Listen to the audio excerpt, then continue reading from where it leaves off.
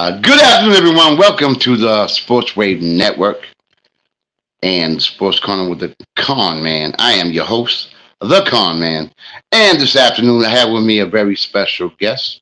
He goes by the name of Nathan Victor. Nate, how are you doing today, my brother? Doing all right, my man. How you doing? I'm doing very well. Folks, for those of you who do not know Nate, before we go into his, I'm not going to call it a story, I'm going to call it about life. You know, going back in the day, Nate lived right in the same neighborhood as I did, United Front neighborhood area. And, he and his family are legendary. And, this is kind of going to be kind of an emotional show for me because, after I retired, I used to go establishment called the BFW. And I happened to meet his dad, Al Victor. Al Victor, for those of you who don't know, he was one of a kind, one of the I don't know. Thank you. One of the legendary.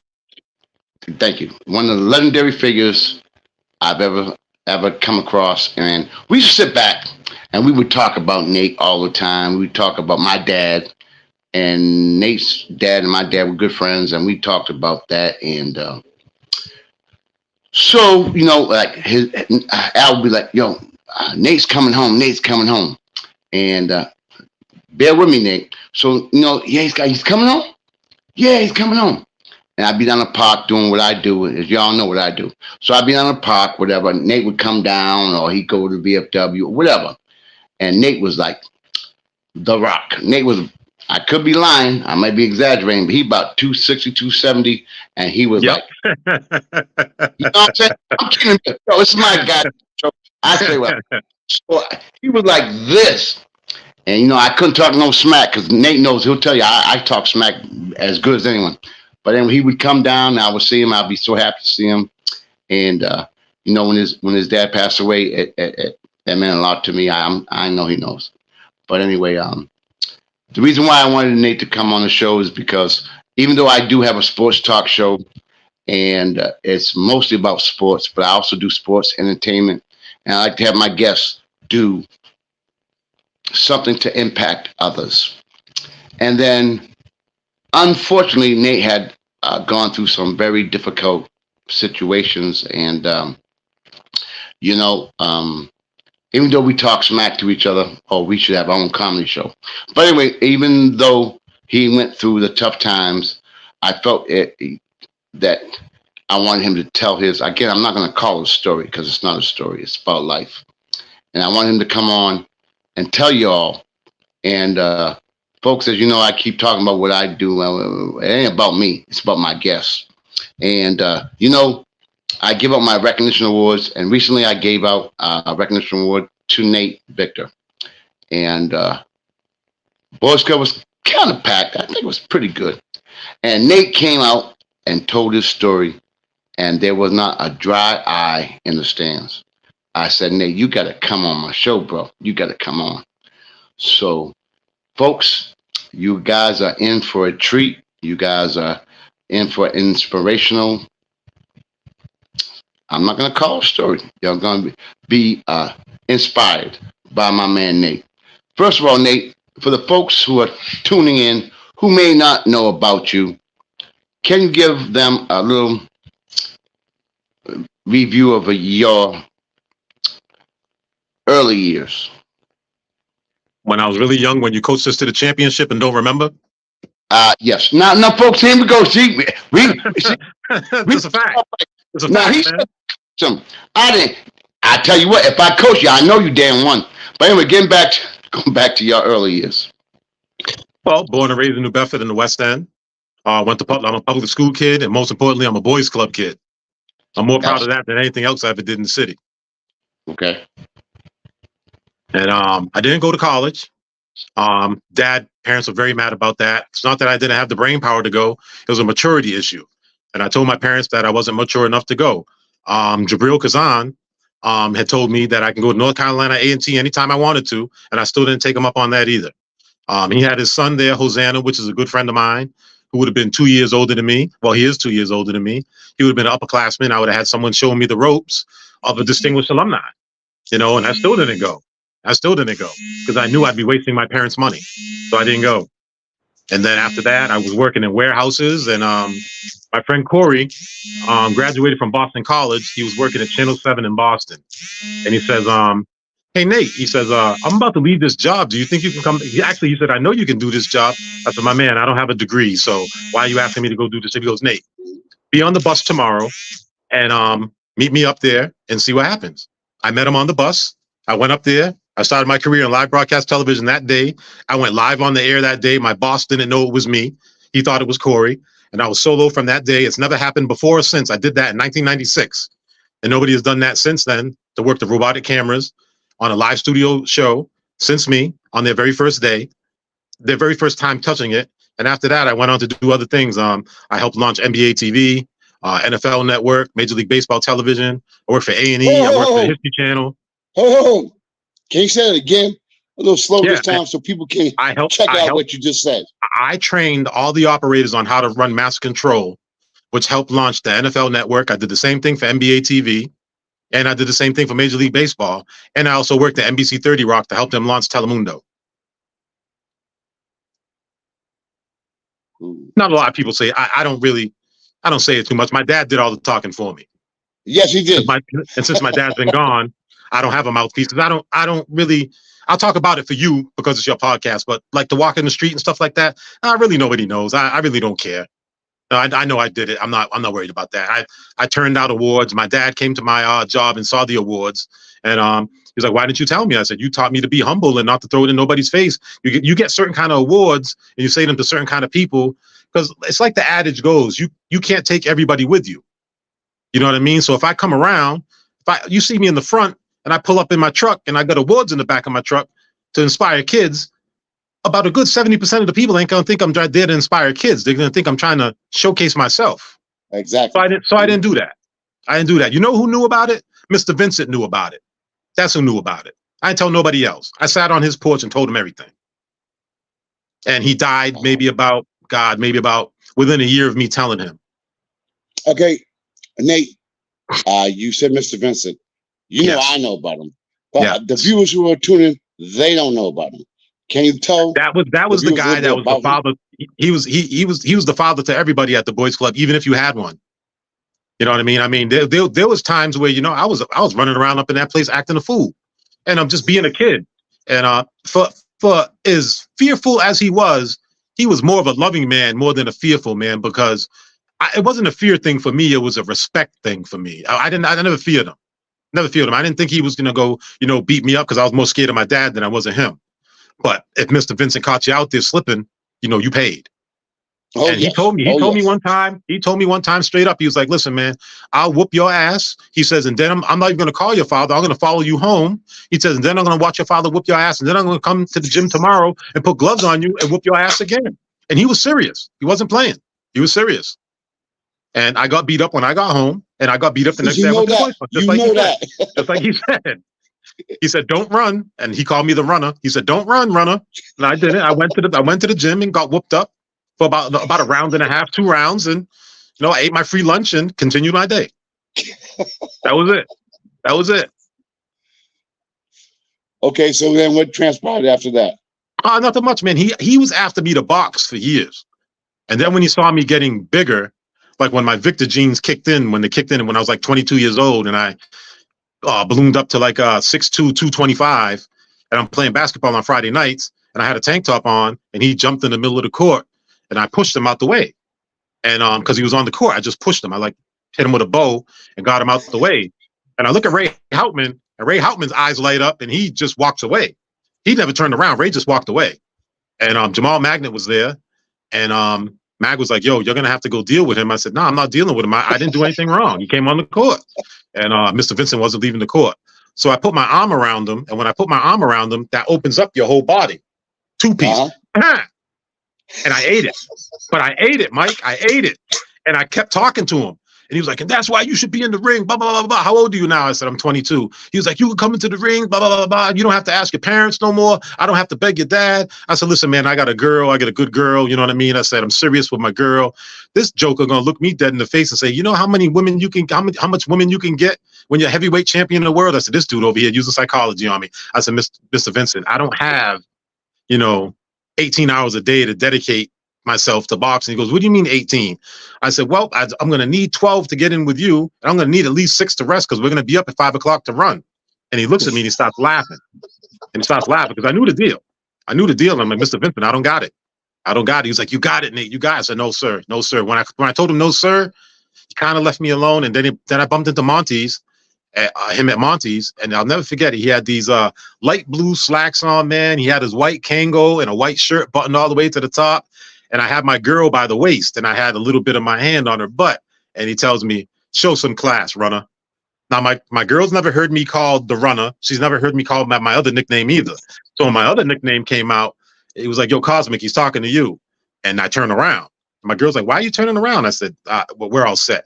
And I told Mr. Vincent, at that time I was engaged. I said, listen, Mr. Vincent, I'm engaged. I'm going to marry her. And he puts me in a headlock and says, she took my heavyweight champion away from me. I don't like her. And he shook her hand. He laughed and everything. And that was the first and last time she met him. Because he was supposed to come to my wedding. He didn't live long enough to come to my wedding. Wow. He passed away. I was very angry. And my job deemed me too important to let me go to his wake. So I blacked out at work. I had all those white people scared, man. I was about 245, 250 at that time. I was about 9% body fat. Yeah, they weren't happy with Nate wilding out in the office that day. I was all over the place, man. I was all over. I walked out of Master Control. I walked out. I left my network alone. I walked out. I went to the bathroom, got myself together. I came back. There was two people at my station that really didn't know how to run it. And luckily, they didn't go to a commercial break before I left. And I came back. They didn't reprimand me or anything. They said, Nate, we understand how much you must love this guy, but he's not immediate family, and we need you here. You have to make a choice. You're going to do this job, or you're going to go home. And I said to myself, Mr. Vincent wouldn't want me to come this far and then lose my job over something I could control, like my emotions, and I stood there. So I wrote a nice letter to Saunders Funeral Home on the internet at that time. It's when they first started allowing you to write bios. I thought the bio was just going to the family and went to the public. I didn't know that. If I knew it was going to the public, I never would have wrote what I wrote. Right. Because it was just for him and just for his family. That's it. And everybody got their hands on it, and they were blowing up my father's phone because my father knew well enough not to give anybody my pager number or my cell phone numbers or anything like that, because I kept that for work. I didn't keep that for, regular people to get in contact with. Not that I'm above anybody, but that was for work only. Work was paid for it on top of it. So that was it. But that's basically my growing up in a nutshell in New Bedford, and that's it. Oh, besides playing ball in the park and having a good time and not getting into too much trouble. Other than that, I mean, all my friends are doing stuff for themselves. I have a couple of friends that have been locked up and stuff like that, but for the most part, they've learned their lesson. We all have. So. Okay, so fast forward a little bit after your high school years, where did that take you then? It took me to warehouse work and stuff like that. And my dad actually enrolled me into Bristol Community College, BCC. And I clearly didn't belong there. I was too intelligent to be there. And he signed me up for 2 classes. I didn't know he did. So the end of the summer comes, and I'm about to go work a full-time job because I was going to take whatever time I needed to get myself together and be an adult. And my father wasn't having it. I come downstairs. He had his right hand up, and he had this hand like this. And I'm like, yo, what you about to do? And because now I know at this time, I can definitely handle myself against him, and he knows it. But I know if he gets close, I can't do anything about it. So I kept him at a distance. I kept him at a distance, and he smacked me in the face with this envelope. And when he smacked me in the face with an envelope, any man that gets smacked, you're triggered off. So I squared up, not realizing it's my dad. And he's like, oh, you want to go? You want to nod? Sorry, no disrespect, Dad, but you just smacked me in the face with a letter. He goes, open it up. I said, is there money in there? He goes, ain't no damn money in there. Open it up. So I open it up. It's my 2-class schedule to BCC. I'm like, what's this for? He goes, you're going to school. You're not just going to work a full-time job. You need to keep your feet wet. I don't want you to forget about your discipline and education or anything. Do whatever you want to do after these 2 classes. He said, this is between me and you. It has nothing to do with your mom. I don't even know if my mom even knows to this day that, he's the one that did that for me. I didn't sign myself up. I definitely wasn't going there. So the first day I go to class, they asked me, do you have any questions? I raised my hand. Guy says, Mr. Victor, you have a question? I said, yeah. I said, is this real college where I can miss as many classes as I want, come take the midterm and the final? He says, no, you get to miss 3 classes and then you're done. So I'm saying to myself, when the weather gets nice, them first 3 days of the weather get nice, I ain't going to be here. And I missed 2 of the classes. And then both of the teachers that I had, they said, we heard about you and we're looking at the grades that you're presenting in this class. You'd be a fool to miss your last day and fail. I'm like, what do you mean? You said I can miss 3 classes. They said, no, you missed 3 classes and you're done. You weren't listening. So the classes that you've missed already, you're all set. You miss another class, we fail you automatically. So I didn't miss any more classes. And that was that. And that ended my college career. And then I went to Channel 7 and everything just took off from there. Oh, it definitely took off. I never looked back. Now, Channel 7, folks, every year, for those of you who don't know, is in Boston, Mass. Every year and a half of my career in television, I was promoted. Every year and a half, I was promoted to do something else that was going to pay me more money, give me more responsibility, and train people who actually had college degrees from Syracuse, Emerson, which are the #1 and #2 communication schools, not just in this country, in the world. I was training people from them colleges. And then they got mad that I was training them once they found out I had no degree. So I had to deal with that. And there really weren't too many people on the tech side that looked like me and you. So I had to deal with a lot of that too. Wow. And I was really big. And I had a really big mouth. Yes. And I'm really stubborn. So all of those things factoring in together didn't go over well with a lot of people. So, and then the gym was right around the corner from my job. So all the dudes that are doing steroids and all that other stuff, I'm just going in there working out, doing the same thing they're doing, if not more, most of the time more. They were spreading rumors that Nate's on something, and we see stretch marks on Nate's shoulders. And I have stretch marks on my shoulders because I grew when I was 22 years old, when it doesn't count. You know what I mean? I'm just supposed to grow in junior high school and high school, not as an adult. So my skin was already formed and all that other stuff. I still have the stretch marks to this day. Even when I went down to 142 pounds from being sick, I still have the stretch marks. I still have good stretch marks in between my knees from growing that fast. Still. Okay, so now we've gone through that phase. Let's go to the next phase where you end up in Connecticut. Yeah, Connecticut changed everything. I worked for a company called Group W Network Services. That's an umbrella company that they basically farm themselves out to other networks. They start up networks. So when I first got there, A&E was there, the History Channel, Outdoor Life, Speed Vision, Discovery Channel. Those were the main things. And then CBS was there as well. And I ran every single network that was in the building by the time I was done. And then they started really venturing out. Then they got NBA TV. Then they got NFL Network. And then they got and when I did NFL Network, that was great because I was able to be in charge of running the weekend stuff for them because nobody wanted to work weekends. I'll work the weekend. I'll take the money and I'm going to take the knowledge because the knowledge is going to take me even further than what the money is. So I was training people there. I was doing NFL Europe games. I don't know if a lot of people remember NFL Europe. And NFL Europe had been going on for a very, very long time. That's where Kurt Warner was playing before he came to the NFL. The players used to walk through the red light district to get to practice and get to games. So for you to make it to practice sober was quite an accomplishment. So I was doing a lot of those NFL Europe games when I did halftime with Ray Lucas, that was the backup quarterback for the Jets. And this was his first time being on the air. He was in the studio and they were like, all right, we're going to halftime. We're in Germany, so I already know what's going to happen. And so I told him, I said, listen, man, somebody take a producer with him or take a stage manager, somebody go with him because he's going to lose his mind out here. They were like, Nate, what do you mean? I was like, we're in Germany. This dude's never going to see anything like this again in America, the halftime situation we got going on here. The cheerleaders are either employed as strippers or former strippers. It was like a movie. And he disappeared for halftime. We couldn't find him. And we got to go up. You know what I mean? When the game hits, we got to go up. And you shouldn't be going up with only one person for talent. You need 2 people. And I said, take the cameras. I said, swing them around the stadium.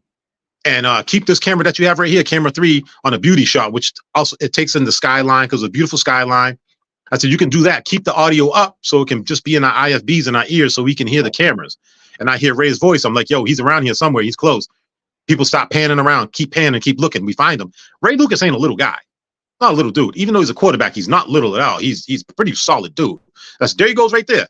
So they grab him, they bring him back in the studio. Mike Conn, my man's half in the bag. He don't care. He's on the mic. He's wilding like he's outside.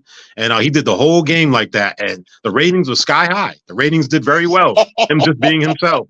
Obviously, he couldn't take that back to America and do that. When he came back to America, he cleaned himself up. And not that he had a problem. It's just that, he couldn't do what he was doing in NFL Europe. So once I ran that, it was cool. And then I got called in to do a lot of NCAA games for ESPN because ESPN was farming themselves out. And then NFL Sunday Ticket was at my job for years and years and years and years.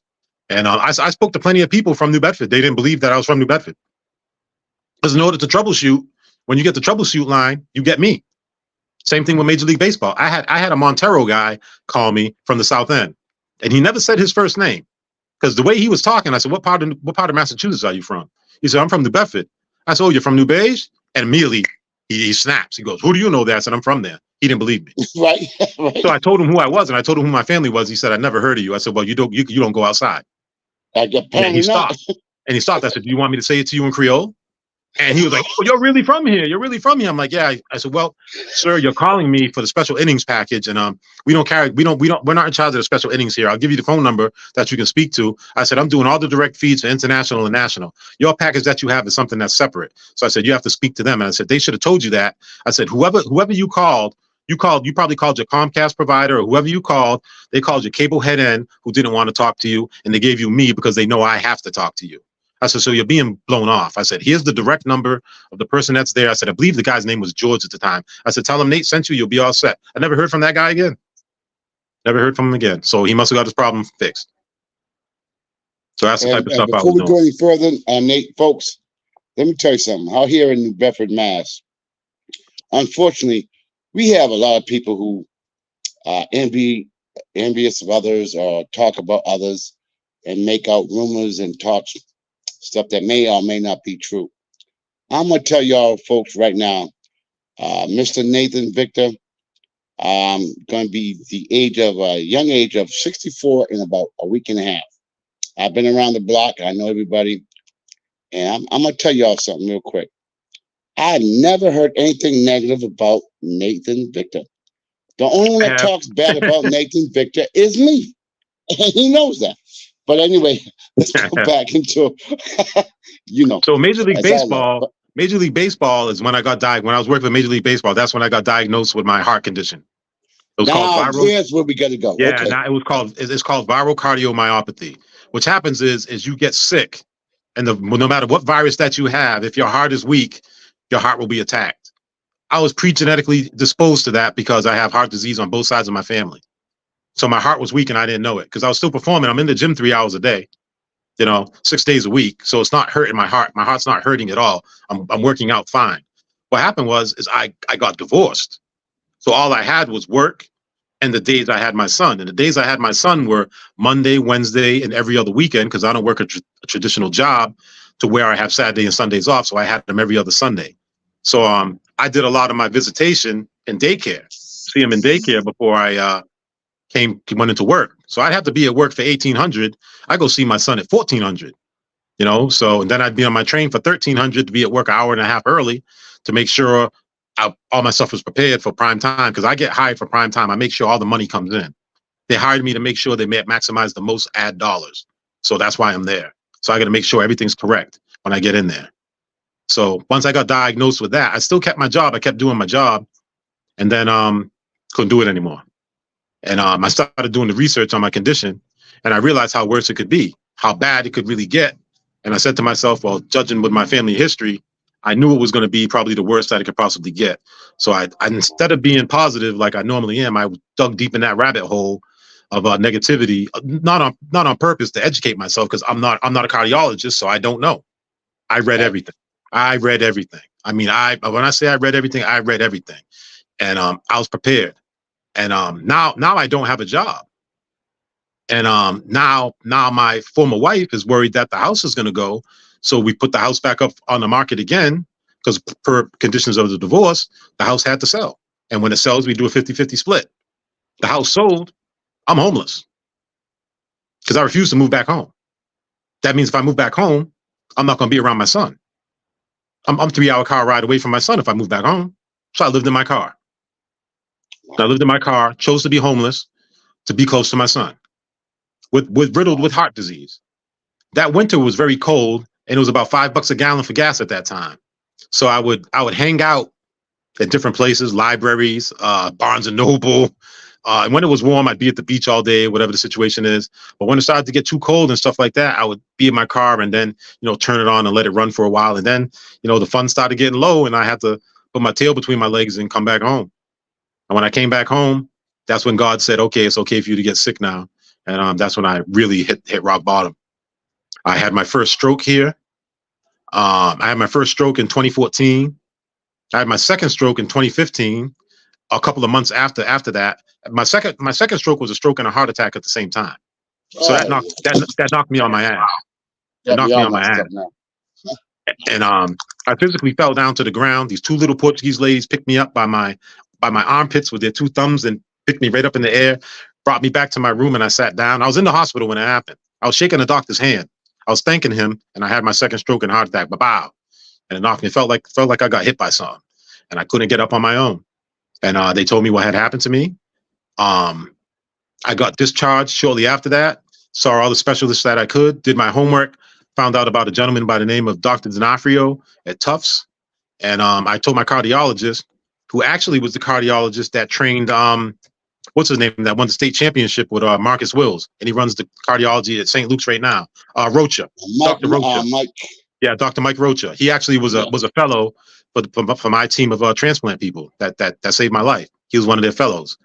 And they told me, I went to go see them, I believe it was June. That was the end of June of 2017. And I was getting bad at that point. I was still walking around on my own, and it was getting tough. It was getting tough to move around. And the guy said, "What are you doing right now?" So I told him, I said, "Listen, I'm not working. I'm doing I did my research. I found you." He says, "Well, I can't admit you. You're not sick enough." I'm like, "Well, what do you mean?" He goes, "You're not sick enough to be here." He says, "But trust me, I'll see you soon." "What do you mean you're sick?" He says, "I'm going to see you soon." He goes, "You know what? You're very strong. I'm looking at your blood work. I'm looking at everything here." He says, "You've come a long way." He says, "Most people don't make it this far." He says, "But you're very strong." And he says, "I just hope you're not too strong for your own good to call when you need help." He said, "Because when you need help, you're really going to need help." And he said, "Mr. Victor, anytime anybody call me Mr. Victor and they got a white coat on, I'm listening. Because I go from Nathan to Nate, and then they get real comfortable calling me Nate. Then when them dudes start calling me Mr. Victor, that's when I learned I got to pay attention." He said, "Okay, Mr. Victor." I said, "Yes, sir." And about a month and a half later, I was fighting for my life. I arrived at Tufts in an ambulance, and I didn't leave. And when I did leave, I got a device called a VAD. I arrived there in the end of August, and they were weaning me off of. I was not on a diet restriction at all. I could eat anything I want because prior to that, me being sick, I didn't eat red meat, I don't eat pork, I don't drink, and I don't smoke. So I was fine. If I did any of them things, they never would have met me. I would have been dead.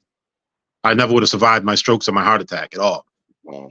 So once that happened, from the end of August all the way up until about the a little before November, I received a device called the LVAD. That's a left ventricle assist device. It's a computer bag that you carry. You carry it on your shoulder. It's like a regular bag, but it has a computer in the bag with 2 battery packs.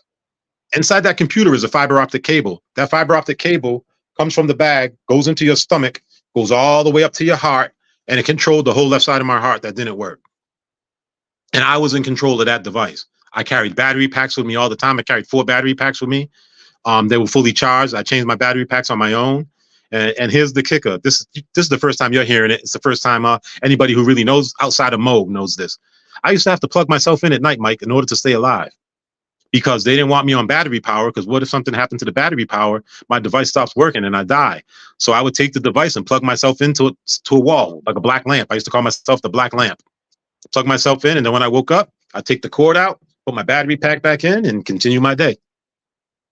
That's what I did until I received my heart. Then when I received my heart, everything changed. Everything changed. The day I was in the hospital on a Thursday, they were determining if I was going to live there or not. Now, I'd already been living in the hospital off and on for like a year already together as it is. So this was, they were going to make me live there permanently until I received my heart.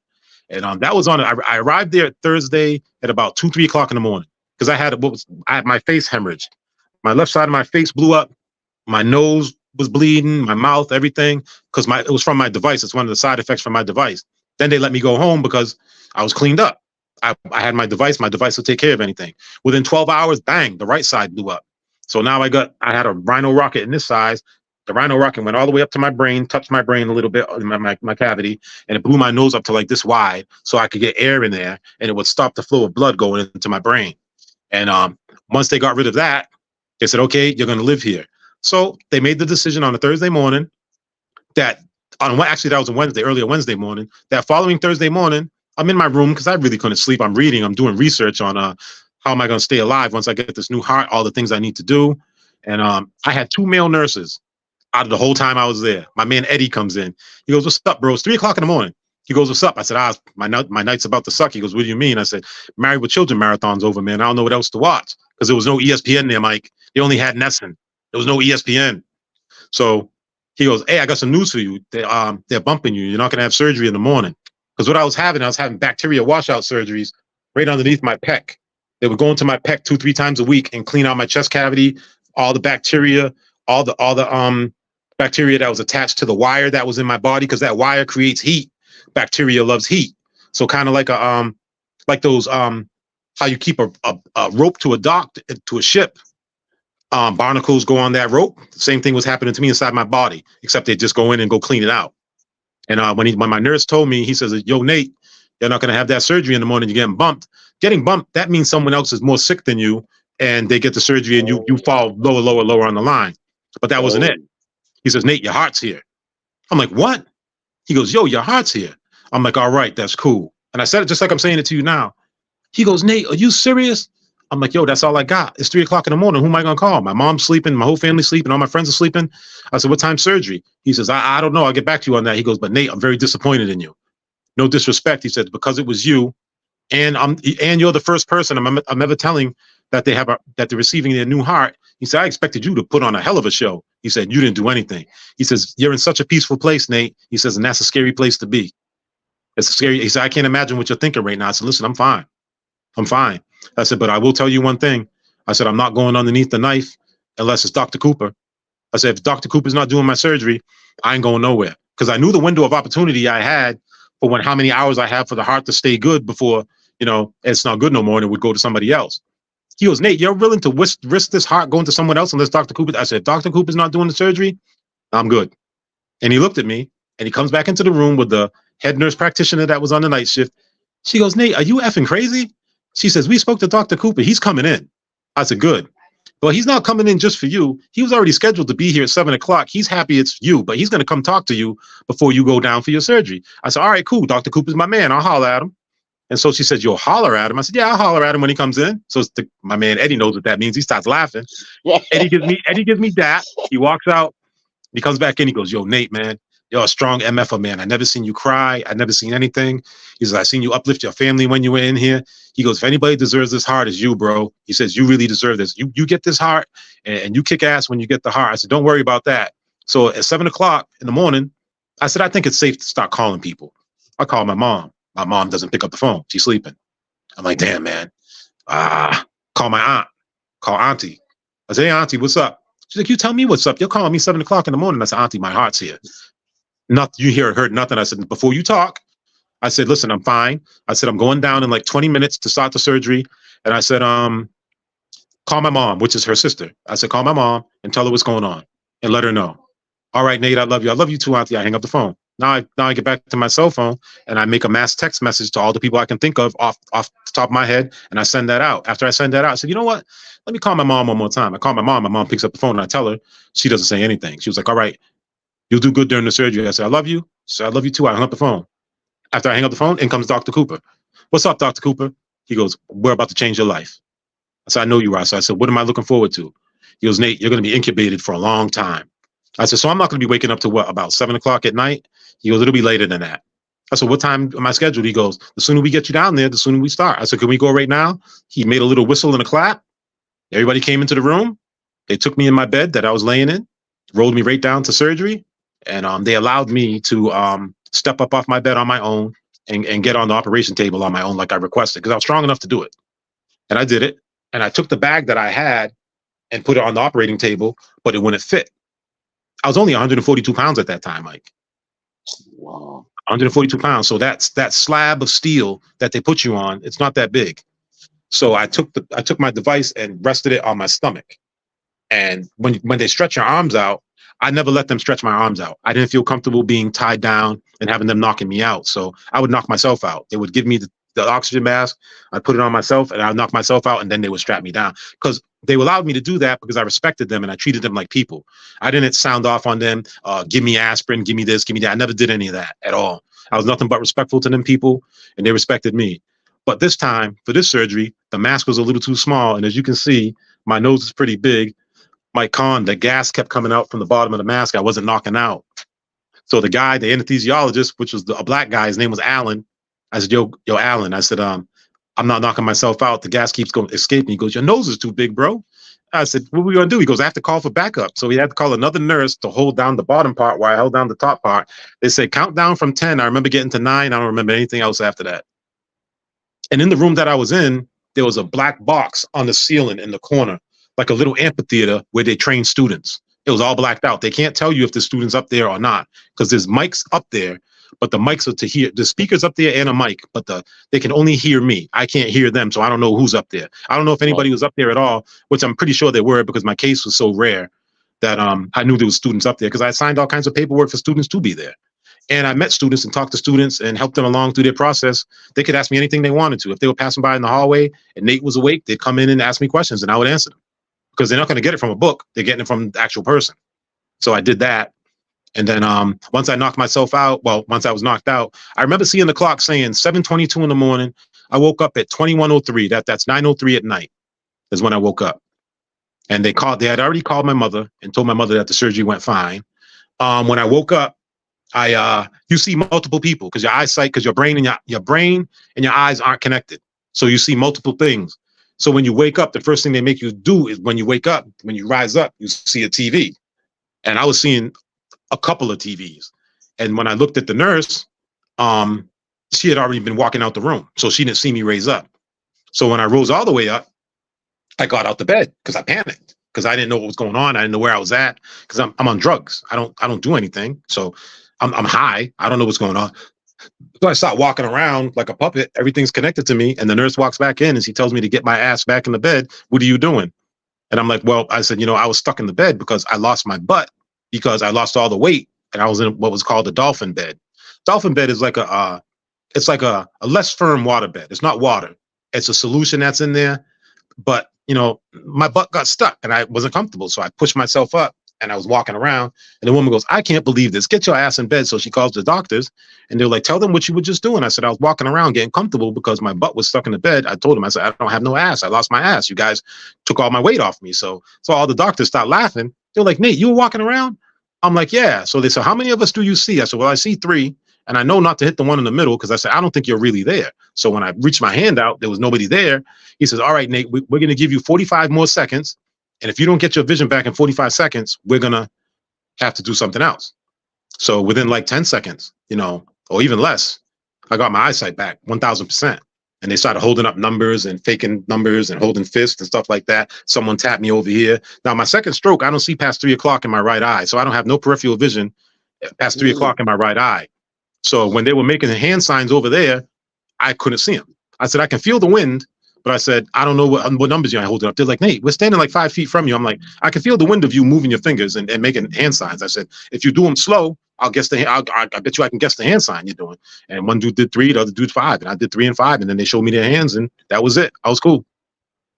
And then they said, let him eat whatever he wants. This is 3 o'clock. This is about 2:30, about 9:30 at night now. And I just had a Boost energy drink and I had some toast. That was about it. Because I said, I want to save myself for breakfast. I didn't know I could eat whatever I wanted now and eat whatever I wanted for breakfast. I didn't know I could be that greedy. So when breakfast came, I knocked out the breakfast immediately. And they were like, Nate, you can have as much as you want. I'm like, well, they were like, Nate, you've already racked up millions of dollars already in medical fees. And I'm like, what do you mean? I said, well, Ooh. I said, I realized how much the average heart transplant is, you can Google it yourself. I don't even need to say the millions of dollars it costs. And mind you, I had 2 devices you have to take out of me before you even put the new heart in. I had an LVAD and I had a defibrillator. They put the defibrillator underneath my rib cage because they knew in the future my chest would be clogged up with something else. So they had to take out the defibrillator, the transmitter, the receiver. They had to take that out first. And then when they took the VAD out, they had to take that whole cord out. The big device got to come out. I'm split open like a turkey. They had to take all that stuff out. Then they take the old heart out, put the new heart in, tap it, and it starts up, and then you continue your life. I actually have a heart transplant on my phone, surgery on my phone. Paulo Paris gave it to me because Paulo Paris worked for Tufts. So he sent me one while I was in the hospital, what I was going to be prepared for. So I actually watched the heart transplant before I even went in for my surgery. Wow. Mine is, I had kidney failure and I had partial liver failure too, because the stuff they were giving me to protect my new heart killed my kidneys. I was gone that time. And then my partial liver problems banged me out again. I have no side effects, no nothing. But Mike, when I saw you last weekend, you didn't know this, but Mo knew this. I was attacked by a pit bull, and the pit bull bit my hand. And when the pit bull bit my hand, I don't know if you can see it here. You can see scars here. You can see scars here. See that, and then you see that. The pit bull bit my hand. Now, I take anti-rejection medicine, which I have to take to it fools my body into thinking the heart that I have is original equipment. So my immune system will never be 100% ever again. I take medicine to keep myself suppressed. Because if my immune system goes up to 100%, my body knows that it's alien and it'll start rejecting and I die. So this medicine that I take, just that one pill is 40 grand a year. Just that one pill is 40 grand. Okay. And I take 3 of them. 40 grand. 40 grand. Just that one prescription, I should say. That one prescription. So when I got my hand bit by the pit bull, I knew the dog. It wasn't some random dog. I knew the dog, but I had to make sure he had all the shots and everything else. And I still went to the emergency room because I got to get cleaned out because just like a human, dogs have bacteria in their mouths. And I can't have that bacteria get into my bloodstream. It gets into my bloodstream, it's going to attack my heart because my heart really can't protect itself because my immune system is suppressed. So once I got that all cleaned out, that was on a Sunday. That during that week, I was doing pretty good. And then early Friday morning, I was trying to sleep and I couldn't because my hand was swollen. I looked at my palm and my whole palm was purple. I said, I gotta get out of here. So I get in the car and I drive up to Charlton in Fall River.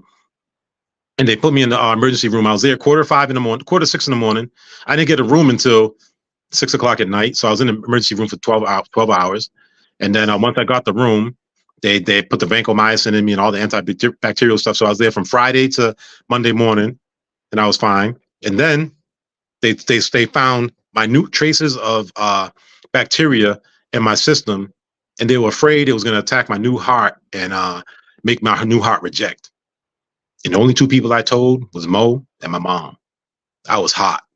I'm like, yo, I've gone through everything. You mean to tell me I might have to start this whole process over again because I got bit by a dog? Are you kidding me? I'm worried about my hand because in my hand, he bit me so good that, he really didn't. He didn't hit any tendons or anything like that. He went clear through my pinky knuckle and clear through in between my index finger and my thumb. And both blood cultures came back negative, so there was no infection to the heart. And then I did a blood draw on Monday, and that blood draw came back negative too. So I just came back from the doctor today, and I'm good. So they took me off all the warnings. I wore a heart monitor for two weeks, and because I went into AFib when I was in the hospital because I was hyped up. My heart rhythms were really going, and I took the heart monitor off this past Wednesday. I mailed it back, and I should get the results from that probably about on Tuesday to find out what's going on with my heart. So it's been ongoing, man. It's been ongoing. But everything, I'm still in business. They cleared me to work out probably in about another month, like to go hard body. But my hand's already flexible. I can already make a fist and stuff like that. So it's not like I got to go see a hand specialist to make sure there's no scar tissue in my hand that will limit my use of my left hand. Because when I did fight, I fought left-handed. So I kind of want my left hand back. Like you said, we was hanging out last weekend, and folks, Nate said, Mike, I got to bounce. I got to go get my medication. I was like, yeah, man. I'm like, I do it all the time. It's real. It's on my phone. Real. It's on my phone. I get alerts on my phone. And I know I have a half-hour window. My body, not to brag, my body's so pure because I never put anything bad in it. So when I take the drugs, I tend to want to be home when I have them because I get a little loopy.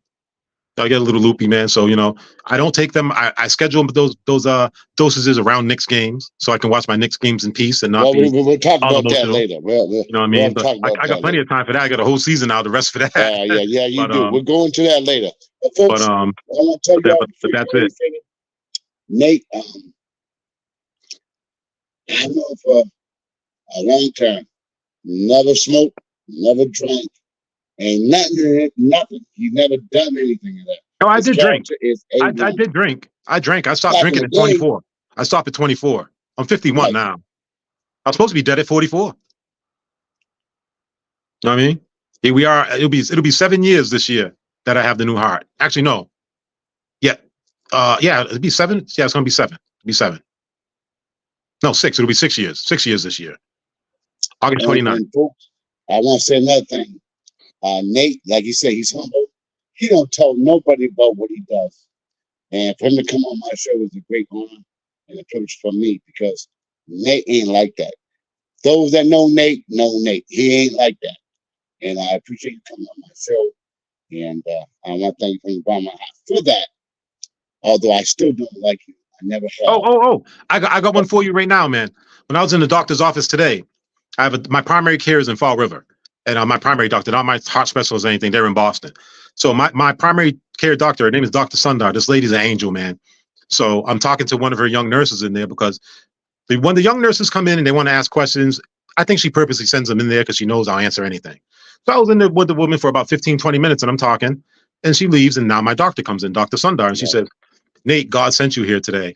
I'm like, yeah, I know. God woke me up today. I said, we know what's popping. I said, what's going on? She was like, no, Nate, really, God sent you here today. I said, why? What's going on? She says, I heard your voice in the hallway. I had another patient 2 doors down. He just came from the hospital. He's in his early 40s, just like you were. And he has a serious heart condition. He has a life vest on. I'm like, okay. I said, I know what a life vest is, but I said, we both know I was way past that. She's like, I know. And she said, I told him that I have a guy in the next room. If you need to talk to anybody, this is the guy. He will help you. He'll do anything for you. He's going to help you because he didn't have anybody to help him. And he did it on his own. This guy will help you. And she told him everything. She said, listen, he won't even mind me telling you. She said, she told him everything. And she said, he had a heart transplant.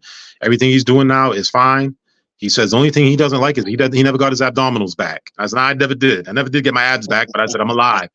And the guy started crying and he was there with his mom. His mom said, no, not now. He's not ready. Not now. Not now. And they walked away. I didn't know because it's a doctor patient privilege. So when she told me the story, I said, well, you got my cell phone number. Tell him he can text me or call me anytime he wants. I don't shut my phone off. I haven't shut my phone off since my career ended in 2013.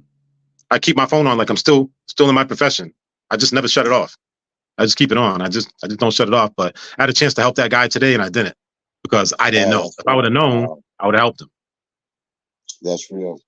Now, Nate, I know you're humble and I know that ain't you, but fortunately, my show's going pretty well. I have quite a few viewers. So the viewers who are I know they're going to be tuning into this show. How can they get in touch with you if you might want them to? Because I'm sure they may have some questions about what you've gone through. And, like I said, I love my show to have an impact.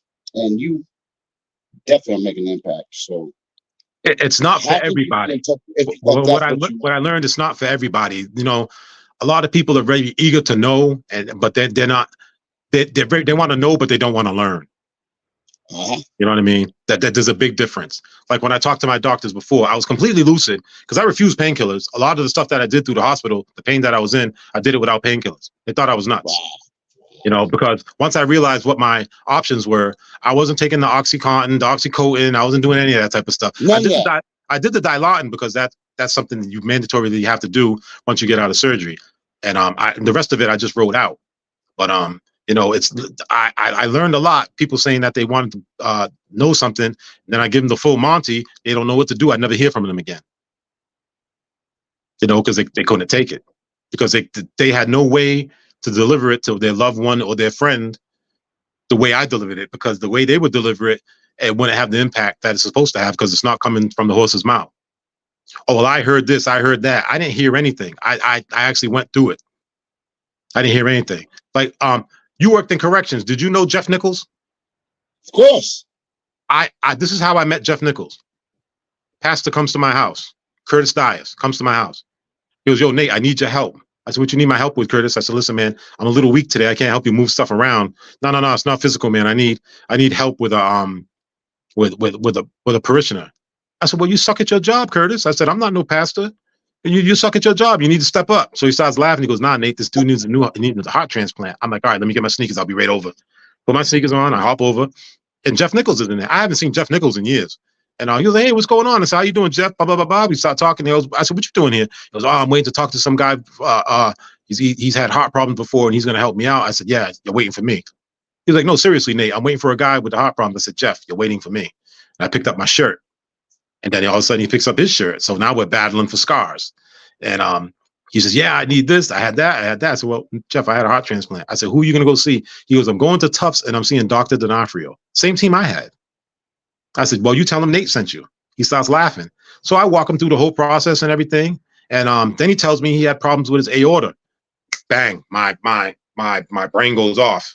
I'm like, I'm not saying it in the house of God, but I said, God already knows what I'm thinking. And he went to my team for help and they turned him down. They said he was too sick. He was too beyond the heart transplant. And I didn't hear from him for a week. So I knew it was bad. I said, well, I got to call him because if I don't call him, I'm going to start stressing out. And I haven't been stressed since I got my new heart. This is the first person I'd be able to help. So when I called him up, he broke down a little bit and he was upset. I said, yo, you shouldn't be upset, man. I said, you're in the right hands. I said, if they can do anything for you, they will. So basically, he told me they were going to give him the medicine, that's going to keep him at bay until it's time to meet God. And I got that speech before, and I refused that speech. I said, I'm not going to listen to anybody. I told them, I said, you all MFers, I'm not going to die. And I said, I don't suggest you use the same words. We're in the house of God right now. But I said, at least develop the attitude. I said, because I said, if you don't, I said, you're going to lose and you're going to lose quick. And I said, it's stacked up against you. But I said, you never know what God's got in store for you, my man. And he says, he hits me up about 2 months later. He goes, Nate, I'm at Brigham and Women's, and they're going to give me a VAD, which was the device that I had. And then he told me the percentages that he had of survival. And I'm like, well, they're low, but they're higher than what my percentages were. I know that. And I was in Boston, and I'm coming through the tunnel, and he called me, and I said, I'll call you right back because I want to make sure I didn't lose him in the tunnel. I wanted to call him from my phone. It's not a hospital phone. So I called him from my phone. We got a better connection. I'm talking to him. I said, so what's up? He goes, surgery's in the morning, bro. I said, all right. I said, yo, check it. This is what's going to happen. I said, I'm not going to call you in the morning. I said, because you're going to make it. I'm not going to call you in the morning. I said, all your loved ones and people that love you are going to be around you, and they need to hear you, and they need to see you first. And I said, even your dog. And he starts laughing. I said, yo, you get at me when you get at me. The next morning, it was about 7:30 in the morning. I get a call from my friend, Digger Freights. He lives in Florida, and he used to work with Jeff. He goes, Nate, Jeff didn't make it. Jeff died. I said, what? He goes, yo, Jeff died. I said, I talked to him, 12 hours ago. What are you talking about? He was fine. He sounded fine. He's like, Nate, he didn't make it. I guaranteed Jeff life. I told Jeff that he was going to make it, and he died. So that's let me know how blessed I really am on top of that, because my condition was worse. And I'm walking, and you see me moving around. I'm doing anything I want to do. And this guy checked out. Folks, those of you who don't know Jeff Nichols, I went to school with him, T.A. Green. I know him very well. After he left T.A. Green, of course, he went to high school and all that. He was very much into weightlifting. He ended up becoming very huge, very big, very strong. And Nate already knows this. And a great person, great personality. And when we were tight at the younger age. And, we're losing so many people. And that's kind of why I really wanted to have you on the show, because, again, although I talk smack, I talk sports, I do all that, but I really like guests to come on my show to make an impact. And you definitely have made an impact today. And you bring up Jeff Nichols, again, brings a tear to my eye, because we grew up together, 11, 12 years old, T.A. Green School, the whole 9 yards. But I know him very well. So good dude, man. Real good dude. He married. I believe he married that woman before he passed away too. The girl from Brazil. I believe he married her. I think he did. I think he did. You know, I don't know because we kind of lost track. I was seeing him now and then. You know, when I was doing my thing at the Salvation Army, trying to develop a game. He would always, because he lived around that area. He would Yeah. always come by and talk smack to me, whatever. But I mean, we were good friends from day one. Good dude, man. Very and tough. But life goes on, and I put a picture that I was sent of you and your son. Yeah, And my man. Folks, you better know that's his man. That's why I put that picture on post, because I think about if your son, like you had your dad for a while. Imagine if your son didn't have you. So I think about that, and your dad was tough, hard nosed. I got beat up every day. I got beat up every day. People don't know. I don't know that much, but what I know is what I know. But imagine, your dad was such an impact on my life. My dad died when I was 17. So your dad was like a kind of father figure to me, as you already know. And I thought about your son, good looking kid, looks kind of like me, not like you. But looks like your dad, not you. But anyway, if your son grew up without a dad, you grew up with him. And, after what you've gone through and what you've done, and I have something in my mind says you did it for him. I think you fought. I had a picture of him right on the side of the bed. No, and anybody that came to clean the room or anything like that, if I was sleeping or anything, if the picture was moved, I let people know. It was only moved one time. It was never moved again. Never moved again. I had 2 phones at that time, and I had a work phone and I had my personal phone. And I hadn't been working in years, and I still carried both phones because that's what I did. And the work phone had a picture of my son on it, and then when it went to sleep mode, it had a picture of my son and my dad. So if I'm awake, I got my son, and when I would wake up in the morning, I tap my phone and I see my son and my dad. So that's what I was doing.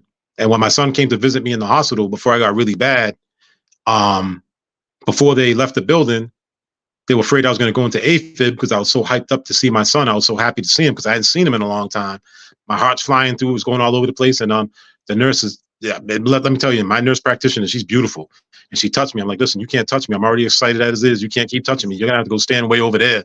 And she started laughing. She was like, Nate, you serious? I said, yeah, I'm serious, man. And she started laughing and she was rubbing my head. I said, you can't touch me. Don't touch me. Don't touch me. She's like, Nate, you got to calm down. We know how happy you are. And you got to calm down. You got to calm down. You said, you did it. You did it. You got to calm down. I said, all right. It took me about a half hour to get myself together. And then my aunt came in, and I wasn't expecting my aunt to come that day. My uncle came in, my aunt Marilyn and her husband Donald came in, and I'm like, what's up? They were like, you're not talking. What's up? I said, Jalen just left. They were like, what? I'm like, yeah, he was just here. And my son was only 9 at that time. And he asked me where my muscles went because I had a 4X tank top on, like I was still big. And I was baggy. My nipples are touching. It was terrible. He said, Dad, where are your muscles? And I said, they're on layaway, but he's too young. He doesn't know what layaway is, So I told him to go to the window. Ironically, my window, right across from my window was the helipad where they would touch down with the new organs. So I would see the helipad landing, like, yo, is that me? Is that me? Is that me? And my organ didn't come through the helipad. It came through land. How about that? So whatever my organ came from, it came from close by. It wasn't flown in. Now, Nate, I'm gonna hit you higher on this one. You made it, and of course, the people in New Bedford who love you are so happy that you made it. A lot of people don't know I was sick, still to this day. People don't know. People don't know. Or they don't know how sick you was. Yeah. You know what I mean? Yeah. So yeah. When you reflect on your life, what is it that you think? Well, when I was high in the hospital, I thought I was married to Serena Williams, if that helps. That's not a bad one. That's not bad. I really did. I thought not bad. When you're dreaming like that on the way out, because I was on the way out. And I was, when they say your life reflects in front of you, it really does. Like I was yelling for my dad and he never yelled back. There was never, and it seems like the louder that I yelled, the softer my voice was. And when I couldn't hear my voice anymore, I woke up. And that's when I woke up and all the doctors were around me. I had tubes down my throat, and my kidney doctor was saying that we shouldn't take the tubes out now. We should wait another 48 hours. And when I heard that, I'm going, I can't talk, but I'm moving my mouth. My heart rate's flying all over the place. And my head cardiologist in there, my man, Dr. D'Onofrio, then my surgeon, Dr. Cooper's in there. And they were like, listen, man, take it out. Just take this out now. And the kidney guy was like, that's your call, that's your call, that's your call. I'll never forget it. They took it out, and I could feel all that stuff, all them tubes coming out of my stomach. And when they took it out, you hit up. I said, can I eat? That's the first thing I said, can I eat? And they were like, yes, you can. I said, can I have whatever I want to drink? They were like, Nate, yes, you can. And I did this before my heart transplant. And so I did that. And then once I started getting all my bearings together, I really started thinking about a whole bunch of things. And then I looked to my right. There's J.R. Shavier, my pastor, but he's got a different shirt and different tie on. I said, yo, J.R., why did you change your shirt and your tie? He goes, Nate, today's Thursday. I said, oh, last time I talked to him was Sunday night or Monday. Oh, yeah, wow. Yeah. So when he said that, because I told him, I said, no matter what happens to me in my life, JR, I said, you got to keep it funky. You don't lie to me. I told him that as a kid. His dad, his Reverend Shavier, his father, Edmund Gomes, they all know that. And when JR was sitting next to me, he says, I'm going to keep it funky with you, Nate. He goes, today's Thursday. I said, whoa. I said, well, JR, my food's here. Let me enjoy my food. We prayed together, blessed my food, and I ate my food. And that was that. Wow. I thought about everything. I thought about elementary school. I thought about the boys club. I thought about a whole bunch of stuff. All of it was really quick. It was all like coming together. It was weird. So I wrote it all down. I started to write a book while I was in the hospital. And I'm almost done. About that. And I'm almost done. Because the things I can't talk about are the stuff that's about my dad. And it gets really emotional. I don't like to get emotional with the heart that I have, because when I get excited, my heart really goes. And it feels like it's going to jump out my chest because my heart is small. It's very small. Folks, there's probably going to be a documentary or a movie made about. Well, I got a friend that shoots documentaries, and he's kind of already signed himself up for it, which is pretty funny. I know. You know, he's written and produced a couple of movies on his own. So I think that you're going to be all right. Now, Nate, I'm fine. Let folks know what you're doing now. But before that, I want to know is Nate, because I'm one of the biggest smack talkers around. Is there something I didn't ask you that maybe you want? How come Conn didn't ask me this? How come Mike didn't? Is there something that maybe I should have asked, or is there something that you want to relay to the viewers, or is there something that maybe I'll tell you the same thing. I'll tell you the same thing I said at the boys club. Remember when I said I was on that floor and nobody else looked like me? I was on that floor. There was one guy. He was there. They called him the governor. He played ball overseas. I forgot his name. He was about 6'8", 6'9". I used to see his shadow coming into my room before he came into the room. And it was a Super Bowl time. And he was like, yo, you want some hot wings? I'm like, dog, you got your heart already. How are you going to ask me for some hot wings? He started laughing and he walked out. And I never saw him again. He got his heart and he was gone. He was so happy he left. So when the doctors came in, I said, yo, is the governor gone? They were like, yeah, Nate, he's gone. We have his cell phone number if you want it.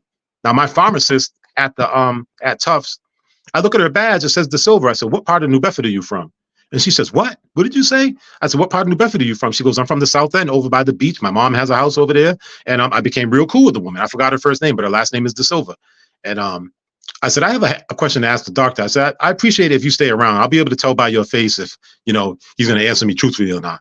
She says, Nate, nobody's going to lie to you yet, but I'll be here if you need me to be. But I have other things I need to do. Okay. So Dr. D'Onofrio comes in, the guy that runs the whole thing. I said, Dr. D'Onofrio, I got a question for you. He goes, what do you got, Nate? I said, how come there's no black MFers on this floor? He goes, you know what, Nate? Since you said it so candidly, I'm gonna let you figure it out for yourself. And within 5 seconds, I said, okay, I got it. He goes, why? I said, because we don't make it here. We don't go see the doctor. He tapped me on my shoulder. He said, you got it. He said, you're smart enough to be here. You got it. He said, spread the word. Never forgot that. Never forgot that. So there was no minorities on my floor except me, because we don't make it that far. Wow. Well, Nate, you have an open invitation anytime you want to come on my show. Any improvements, anything you're doing, when you make that book or when you write that, when there's a video coming out, you're always welcome. Again, folks, Nate is not like this. He is very humble. He don't go out there, but he's doing it for his boy. That's it. And I thank you for that. And I know you don't normally do things like this, so I want to thank If you for the anybody bottom of sees my heart. this and anybody sees this, they ask me questions in public, you go to the video. That's how you get your numbers up. That's how you get your numbers up. I gotta get my numbers up. But anyway, That's it. That's it. is there anybody you want to give a shout out to? Because Myself. I'm gonna post this. Myself. Shout out to Nate Victor. He's a great person. You know, folks, he really is. And you know, if you guys gotta check out us on Facebook, because me and him go back and forth, and we that, but it's all love. But anyway, again, Nate, I want to thank you for coming on my show from the bottom of my heart. Thank you, my man. I'll see you at the Burger League. I told you I'm running it this year, man. I'll see you at the Burger League. No, know what I'm saying? I'm cutting the checks. We had a good show. I'm cutting the checks. We had a good show, bro. I'm cutting the checks. You're healthy now, so you know what I mean. Cutting the checks. Your games will be going down to 2 games a week. Let me tell you something. We can still scrap. Hey, but I'm honored and glad that you're still here with us. And every time I look at you, I think about your dad. So, you know, even though we talk smack and I get that I'm gonna come at you, you're gonna come at me. I know where it's come from. So, again, thank you for coming on my show, folks. If you want to tune in and see the replay, which you will, because I'll be posting it. For those of you who have come on, thank you so much. And this is a tough one because, you know, I love this brother, you know, even though I won't tell him in public.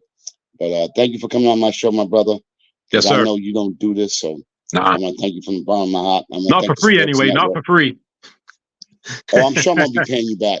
But you know, I want to thank Nate. What you don't know is, you know, this is a sports network, sports program, and the network allows me to do things that I want to do in the platforms that I have. And you know, you made it very special today.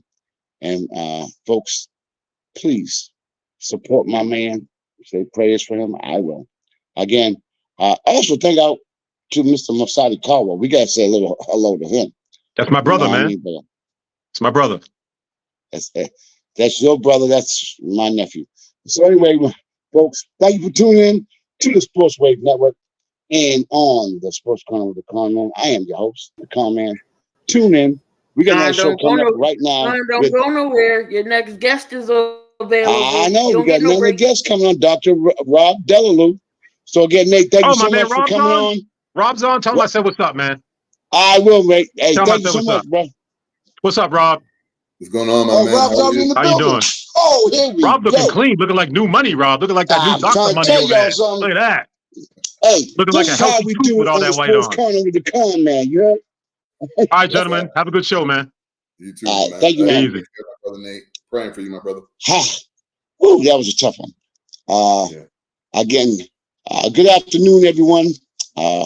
We just had a very kind of emotional show with Nate and Victor, his new heart transplant. And I'm still a little bit emotional, but anyway, I'm honored to have my next guest who goes by the name of Rob Deleuan. And let me tell you, folks, I've known this man for quite a while. I ref this game when he was a youngster. And he went and obviously went to high school and college and had a great career. And then I got to know him a little bit better. And then when I first came across him was this place called the BBA, which is the Burgo Basketball Association. I came across him then, and I witnessed him because I was a referee. I still am a referee. And I watched his game from back then. And then I was very impressed. Rob Deleuan did not have a 40-inch vertical. He wasn't really quick. He wasn't really fast, but he was very knowledgeable. And you could tell that someday he was going to end up being a coach. And I refereed his games, the men's open division, and Rob can correct me if I'm wrong. I think there were between 8 and 9 Division I players. And I would referee, and I would watch him, his footwork. His fundamentals were like better than anyone I've seen anywhere around here. And I knew he was going to become something, but I did not know what. And I asked Rob to play with me way back in there when I played, which a long time ago. We won't go there. But anyway, I asked him, to play with me. And, Rob is another humble person, never talks smack like I do. He never talked smack. He never did anything like that. He just played the game and let his game speak for him. And I followed his career, and when he became a freshman JV coach at New Bedford Regional Vocational High School. I was refereeing, and I got to see him then. I got to referee his games at the BBA, Open Division, Men's Division, where he was like that. And, he introduced his son to the BBA. And then I kind of fell back. I didn't get to see him that much. So as I'm doing the show, I'm getting started on the show. I really didn't pay too much attention to what he was doing because I really didn't know. And you know what I mean? Then I find out all the things he was doing. He became, folks, you need to hear this. The Bristol Community College, their sports program, their basketball program fell apart. And we had some great players from New Bedford who played for BCC, Mikey Fields, David Hellman, etc. And the program, I guess I'll let him talk about that. But he took the initiative to start the whole program from scratch. And he developed that program. And he's done some things also with BCC as far as empowerment, education, and all the things he's done. I'm losing my voice from the other show. But anyway, this individual, I have the utmost respect for. And then I'm following around, I'm checking him out. I have stopped refereeing high school basketball for about 5-6 years. So I haven't really followed that much. But I've been following his career. And then I find out he becomes Dr. Rob Deleuan. I said, what? I had no idea that this individual had the determination, the fortitude to go and end up becoming a doctor. That is tremendous. And you know what I mean? He knows where we are from. We from the hood. And to have someone to dedicate himself to not only coaching kids, now he's empowering the youth and kids is, I'll get my voice from the last show. But anyway, is an extreme honor. So let me keep my mouth shut because I want you guys to learn about my man, Mr. Dr. Rob Deleuan. Rob, how you doing, my brother? I'm good, Mike. Thank you so much for having me. I appreciate the opportunity and love what you're doing. I mean, it's a lot of hard work, and so kudos to you and everything that you're doing for the community as well. Well, Rob, thank you. My show is getting better, not because of me, but because of my guests. As you know, Rob, y'all know I talk smack. He know it, everybody know. But the key is I want to have my guests come on. It's not about me, it's about my guests and what they can provide and what kind of impact they can make on the viewers. And I know you're a busy man right now. I mean, you do so many things, and I'm honored and privileged to have you come on my show. So, Rob, can we do this? Because this is what I do with my guests. Can you let the viewers know? Let's go back in the day.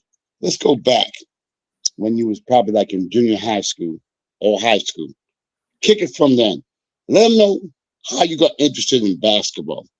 Then we can go into your college, and we can go on further and further. And then how you had a notion to empower youth, and how all the programs that you did and are doing now. And now that you're a doctor, wow, I can't describe it. So let the viewers know. I'm gonna keep my goddamn mouth shut. You go ahead and do it. No, thank you so much, and I appreciate it. And honestly, it's sometimes you look at your life and your career, and your journey, your life journey. I'm a man of faith, and I think everything happens for a reason. God has a plan for all of us, and He has a plan for me. And honestly, where I've fallen is kind of just through His grace, and He's guiding me through the path. And there's a lot that's happened, and there's still a lot more to go. I started when I moved out here. I'm originally from Queens, New York, and my family was nomadic, so I'm not a New Bedford born and raised individual, and I moved out here right at middle school. But I lived in Florida prior to that, and honestly, it was all about football at the time. Basketball wasn't even a thing. When I moved out here, I was new to the area. I was a big kid, but I never hooped. I actually played football, but they don't have in Florida. They have a lot of pickup football games and all those type of things. And out here, you don't see it. You have to organize, but it's not like people here go to the park back then to go hoop. They didn't go to the park to go play football. Once in a while, you see it, but it wasn't like an everyday thing. And because of that, I caught on pretty quick on what to do. And so I end up, started meeting some people while I moved out here. It was just me, my mom, my brother. It was just the three of us, single parent, single mom home, and in an area that we just didn't know anybody. So the best way to find and get to meet individuals was really honestly through sport. And I just decided, well, I guess I'm gonna start playing basketball because everybody started playing basketball, and I met a couple of kids that were just extremely accepting. And the group was people that you've had on your show and talked about it, and Marcus Houtman, right? Isaiah Houtman, Sam Aka, right? Those three were like three of the first guys I met when I got out here.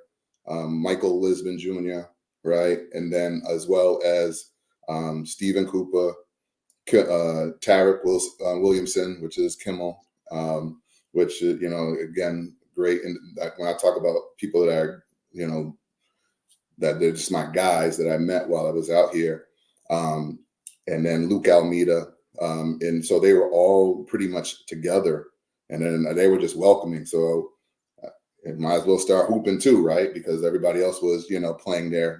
Jared Ramus, and it was just like a whole crew of guys. We were all the same age, and they were playing. So I decided I'm going to start playing basketball because everybody else was. And then as I started kind of going through it, I was, picking up the game pretty fast. And then I really had a journey through.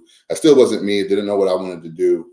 Still had kind of like figure out some things during that time. And then, as I got into, I had interest in some of the local schools. They were like, hey, come play here, like, because I had some size and a little bit of ability at the time. And just didn't know. Obviously, you're young. You just make moves. And I was very nomadic, and I had some problems. So I bounced from school to school to school.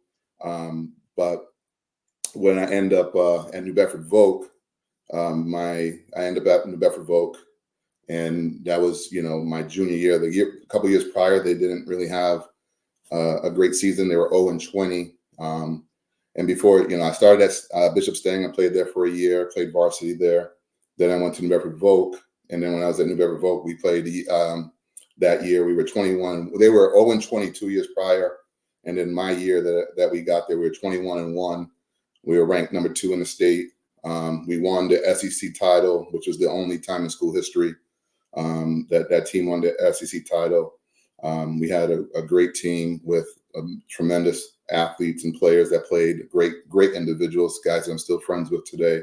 I was able to lead the team in several categories, and along with a lot of my good friends, George Ferrer, Jay Schmidt, Armando Carriere, Kevin Arujo, Kevin Labrie, like you name the names of the guys that are all part, Kurt Houghton, and Andy Duvall. Like, it was just so many, just guys that just it was just a good tight group. And we did something in Voc that wasn't done in history. And then I end up from that standpoint, we were ranked. The gym was packed. It was rocking.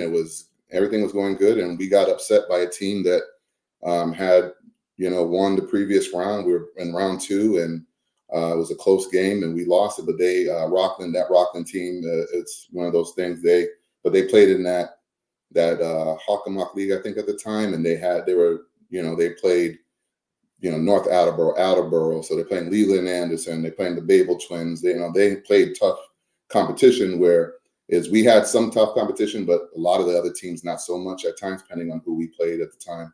So they were just a little bit more battle tested, and it showed at the end. So that was a junior year. So I'm thinking we're going to come back and everything's going to be great. And I think this is where things started ascending for me. I ended up having some academic troubles that year. I also had some legal troubles that year. And then, and, you know, just being a man of color, kind of understanding, and like I said, the journeys matter, right? So I won't go into too much detail. We can talk about some of that after, but those things kind of, you know, led into me kind of like, I was ineligible my senior year. So, you know, you think junior year, something's happening, you know, we're playing AAU, myself, Marcus, Koopa, Sam, we're traveling around and getting all types of letters and interest from schools around the New England area and even beyond, a little further down south, just a couple of AAU tournaments with my guy, Tony Esteves, who brought us up. We were just like this rinky-dink team that nobody knew because we weren't like an elite AAU squad. And next thing you know, we were scraping everybody, guys that are going to top tier Division I guys. I mean, but you just look at everyone's career who was on our AAU team, from Nick Cecilio, Stephen Koopa, Marcus Heltman, Sam Aka, and Isaiah, myself. Like, you're talking about 4 or 5 guys who are 1,000-point scorers, guys that have done things in college and wherever they've gone. So we were all together, but we were just unknown. And we had such a great run.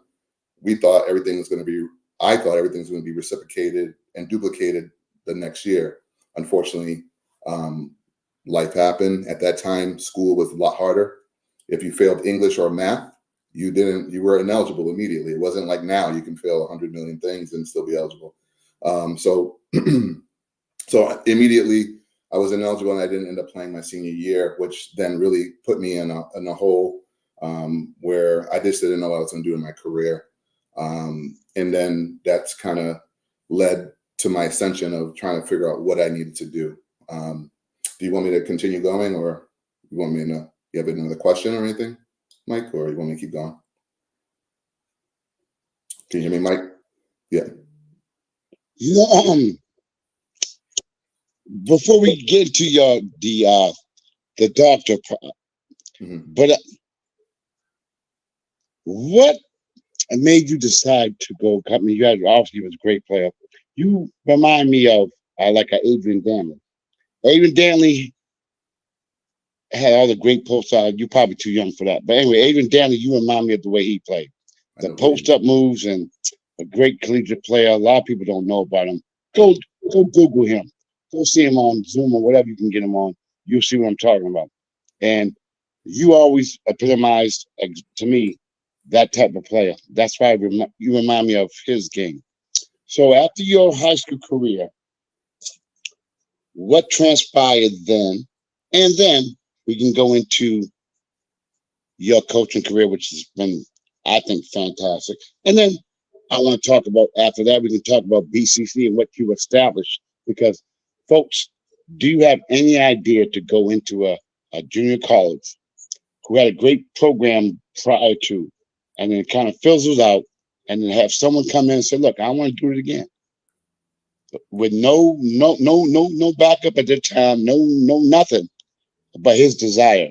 And to me, that speaks about the person, and that's why he's a doctor now.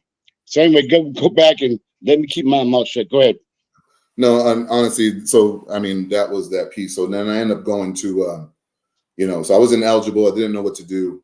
I thought I was going to work. High school I didn't do the greatest as far as grades. I was, not eligible. All those teams that junior year were looking at me. They left. They didn't have no interest once they realized I was ineligible. Obviously, at that point, they may deem you as a head case or someone who's not able. And I got many stories of points of, and it'll all kind of it all kind of makes sense when I get a little further. But a lot of like coaches who didn't look like me, some were good resources and others were not. Others you would be labeled immediately. And then so those things were really tough. So I didn't know exactly how to, navigate. And, my mom's wish was for me to go to college. No plan, no understanding, just go to college because you're just going to be successful if you go to college. And so, so I ended up showing up to Dean Junior College at the time. And I literally was like, all right, how do I do this thing? Right? I don't know what I need to do as far as college, and then I want to play on a team. And you walk into the gym, and at the time it was extremely competitive. Our team had 3 guys that were 6'10" and above. I'm playing the same position as them. You know, we had several guys, local guys like a Jeremy Jackson, who ended up playing at Youngstown State, was there. We had a couple other guys that played at top tier Division I schools who were part of our program at the time. And here I am. I showed up, hadn't played in a year, out of shape.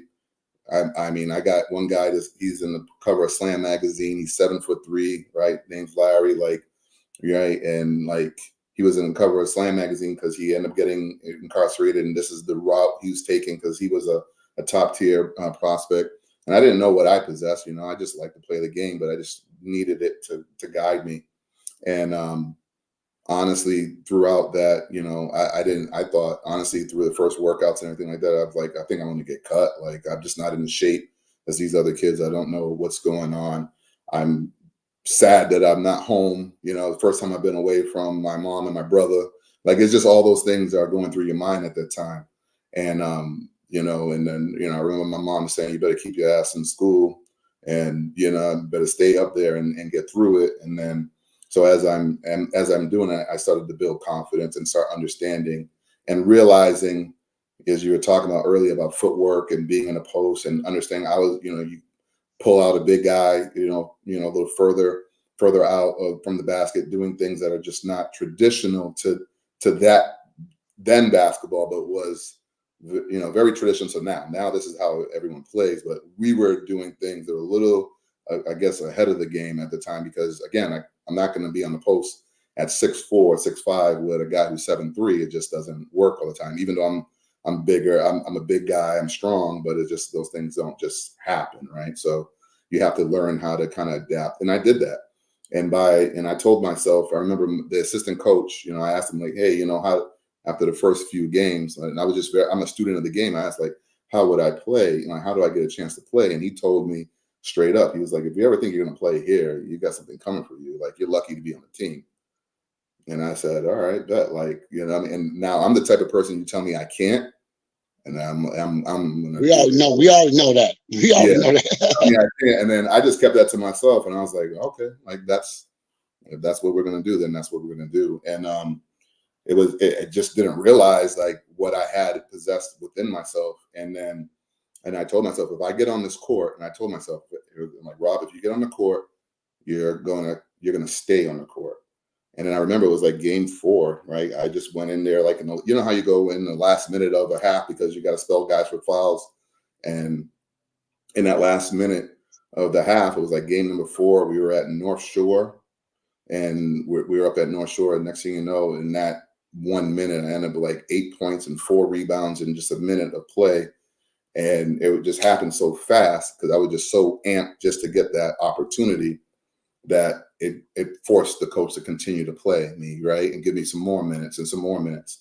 And by the end of the year, those guys who were 6'10", 7'3" were backing me up, which was, I never thought that would ever happen, but it became reality because college is a marathon. It's about fortitude. It's about what you have in between your ears. It's not just always about, you know, the physicality. I mean, we had guys on our team that were extremely athletic, extremely big, extremely, you know, strong, did some things that you could just never do because God didn't bless you with the ability that they have.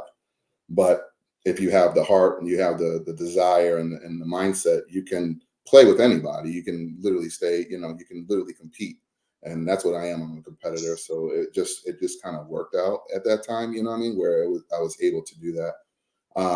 And by the end of the year, I ended up starting. By the second year, I mean, I was starting by halfway through the year, throughout the year, averaged, you know, close to a double-double. And then going into the following year, was a successful freshman year. Going to the following year, I ended up leading the team in scoring. What made honorable mention All-American, was all conference, all these different things that these accolades again, you're just like, you know, team MVP for like the superlatives at the end of the year. I was team captain. I didn't even know all this. I didn't even know this. Yeah. I'm not one to I don't talk about it. You know what I mean? It's like, this is actually probably the first time I've ever been on anything to talk about what I end up doing when I played at that, these levels. I just never been one to really talk about it. I just kind of just go about my business. So it was, so those things were great accomplishments. My senior year, while I was there, I was being recruited by several. Then I became I'm going to call highly recruited because I'm not like a Power 5 guy, but I was being recruited by anywhere from Southwest Missouri State to Quinnipiac to Brown University to like those type of schools, to the local schools, which was your Bridgewater States to your Keene States to your Wheaton colleges and all those different things. And I literally was like, wow. And then I actually made a choice to go to Brown University. And I was on my way to go to Brown University. And then the coach, Happy Dobbs, left. And then the assistant coach, who was really Stebbs, he was really after him, like really truly, like that was my guy. He ended up leaving. So once that happened, Coach Miller ended up going in there, had a quick discussion. It wasn't like a great discussion, you know what I mean? Because obviously I wasn't in their plans. And then that's when I had to make a decision on where I wanted to go. And at the time, and then that's why I ended up at Wheaton College. Because Sam was there. I was familiar with it. It was comfortable. Yes. And it was, I'm like, we both played very well together. And I was like, let's go and do that. And by our second year there together, we both are, double guys, side by side. We were undersized as far as height. We were only, both of us are 6'4", 6'5" range. But as far as our intangibles, it was, we were such a unit, which was cool and was fun, and actually, funny story, we were really close to having, it would have been Sam and Marcus and Isaiah. We were planning for all four of us to go at the same school at the same time at one point. And so college was pretty good. I ended up, having a couple tournament MVPs while I was at Wheaton as well. Some superlatives at the team, being with the team, it was just a good time. Obviously I didn't vibe that well with the environment because the environment was much different from me. It was very affluent. The kids were a lot different. And that was a battle. Whereas Dean at that time, it was a junior college, our football program, our basketball program, we were, so many students of color, it was just a vibe, Whereas at Wheaton, it was a lot different. There's a couple of us that we end up, really, attaching together, like myself, Sam, we had, Rich and Kirby and Jared Lewis. And Jared Lewis, actually son right now, is being recruited by all the Power 5 schools in the country. But you got all these different, guys, and we were just a good unit of just understanding and playing. And we did some good things together. And then from there, I just kind of, it just kind of laid on me that I wasn't really getting the connection with the coach that I wanted or desired. I knew the game, but then I think sometimes when I would say something back, or I would kind of just, I guess it was disrespectful. I wouldn't disrespect the coach, but it was like, I would challenge, like, hey, why would we be doing this? We should do this. I was just that type of person. And I remember sometimes in huddles, our coach wouldn't be as boisterous, and I would kind of talk in the huddle and lead and stuff like that. And I know sometimes it felt out of place, like, and I would be challenged by him. And I remember there'd be games where, some of my best games were games that me and him didn't see eye to eye. And it was like, I remember being suspended for a half just because I said, hell yeah. You know what I mean? Like, imagine being suspended for saying hell yeah. And in a practice, or being suspended for throwing, I think I threw my towel down, like, little things that, just didn't match. Like, if you saw that now, it would be nothing, but it just, for some reason, because of the type of school, because I believe what I look like, these type of things, you kind of had you were judged differently, and so it was different, and then as those things happen, I remember a game being, suspended for like that half.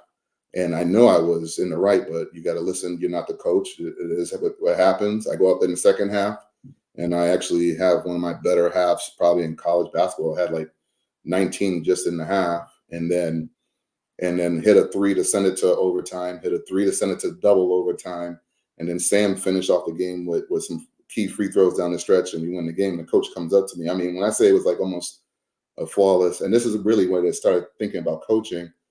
The coach came up to me, and I'm thinking he's going to say, "Hey, you know what? Bygones be bygones. Good game. Blah blah blah."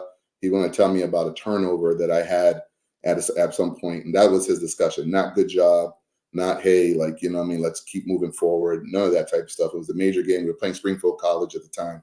And then I remember that as that's happening and I'm walking off and I'm like, what can I do to please this? You know, like this, like no matter what you do, this guy's never going to open up to me. And then at that point, it was like, you know what? I haven't had that mentorship.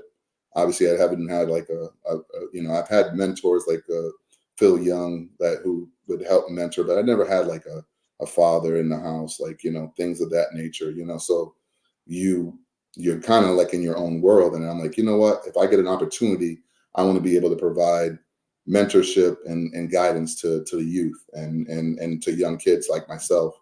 And that's kind of what really started sparking me to really start looking into it. And I had a good relationship with my junior college coach. And once I left Wheaton, I hit him up and he put me on staff as an assistant coach at Dean College, and I started doing that right away. Then from that standpoint, that's where I started becoming, you know, really diving into my coaching career. And I coached at Dean for 2 years, coached at Bridgewater State for a year. And then after I coached there, I got to Bishop Stang for a year. Then I was at New Bedford Volk for 3 years as an assistant. And then that's where the opportunity at Bristol Community College opened up. And I didn't think I would get it, being I hadn't had head coaching experience. And a lot of individuals went for the job. And by the grace of God, and like I said, this journey, I didn't have head coaching experience. This is brand new program starting back up, and they trusted the program with me. And that, down in 2008, 2009, and in that due time, within our first year, was probably one of my best years of coaching ever, because we were not talented. It was almost kind of comical watching us warm up, but the way we would compete in games and the things that we would do were just amazing. And that's where some of my, all-time favorite people in the world that I end up coaching and knowing, really helped me become who I need to become as a coach. And then that's where things happen. And then just my career at Bristol, won close to 200 games. And then from that year all the way to my last year at Bristol, we were 27-3. We were number 3 in the country.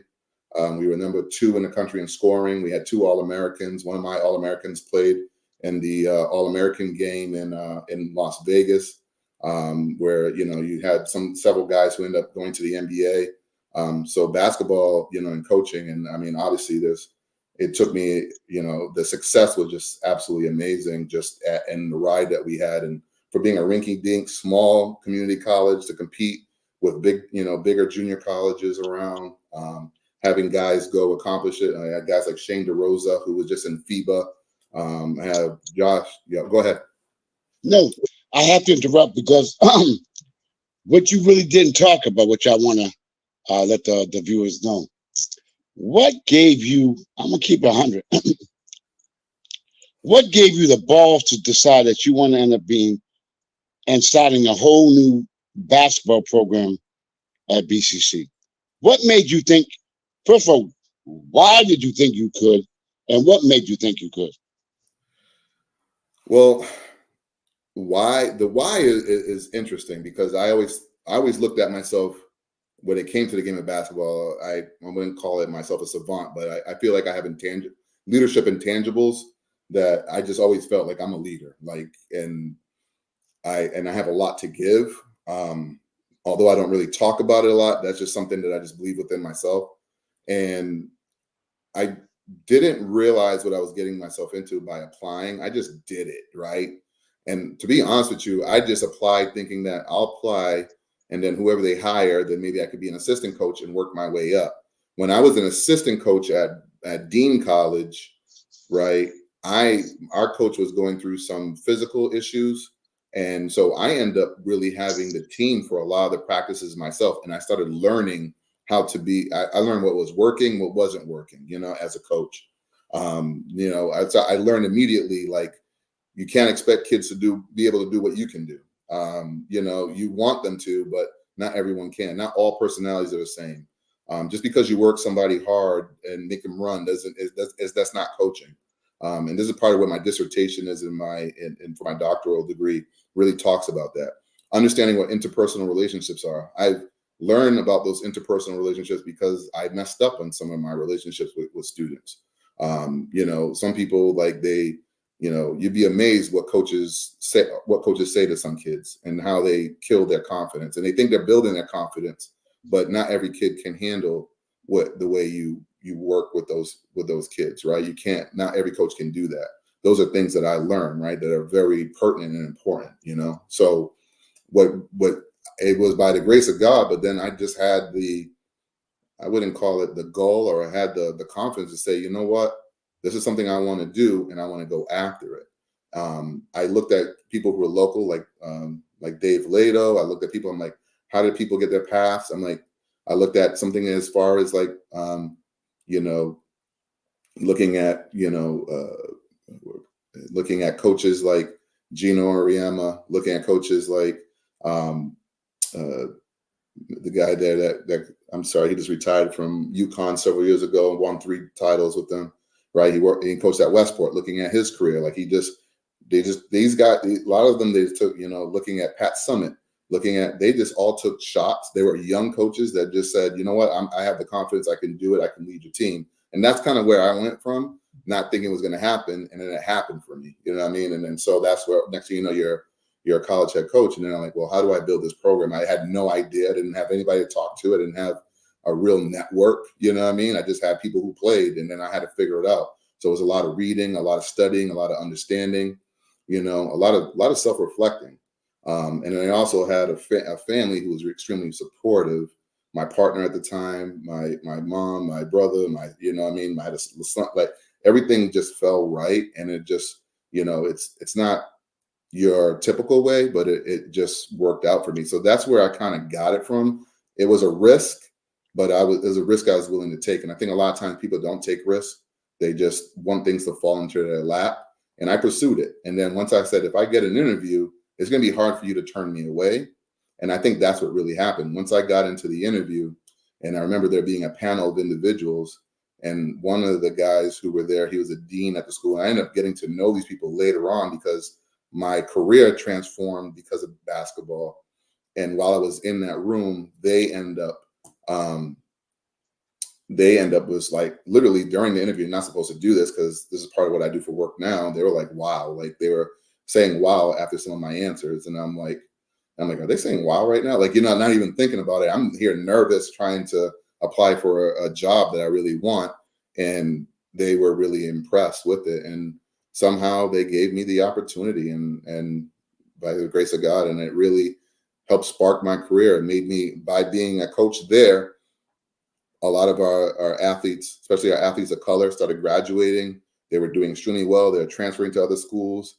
And then that's when the vice president of the school was saying, how are you doing it? As if I had some secret sauce. And I really didn't. I just really care. Right. And then from that standpoint, they end up making me acting director of the Multicultural Center.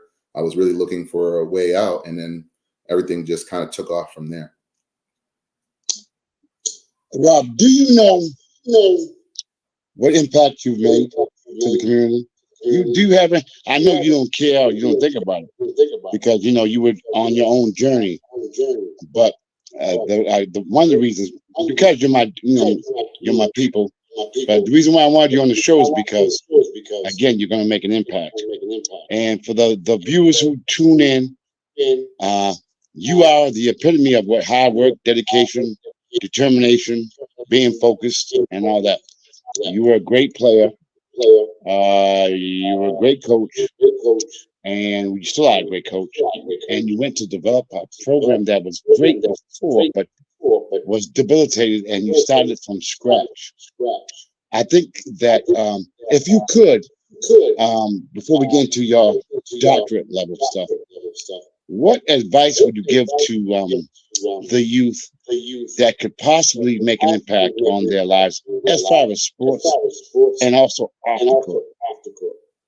Yeah, I think, the one thing, especially for men of color, like we all love the game of basketball. It's given us a sense of, or any sport, right? Basketball, football, it could be, baseball, whatever sport you're interested in. Sports for me saved me, right? Because what are the other options when you're growing up in the hood and things like that, is to really find other things. Sports kept you on a schedule. It kept you regimented, and it's hard to give up at times.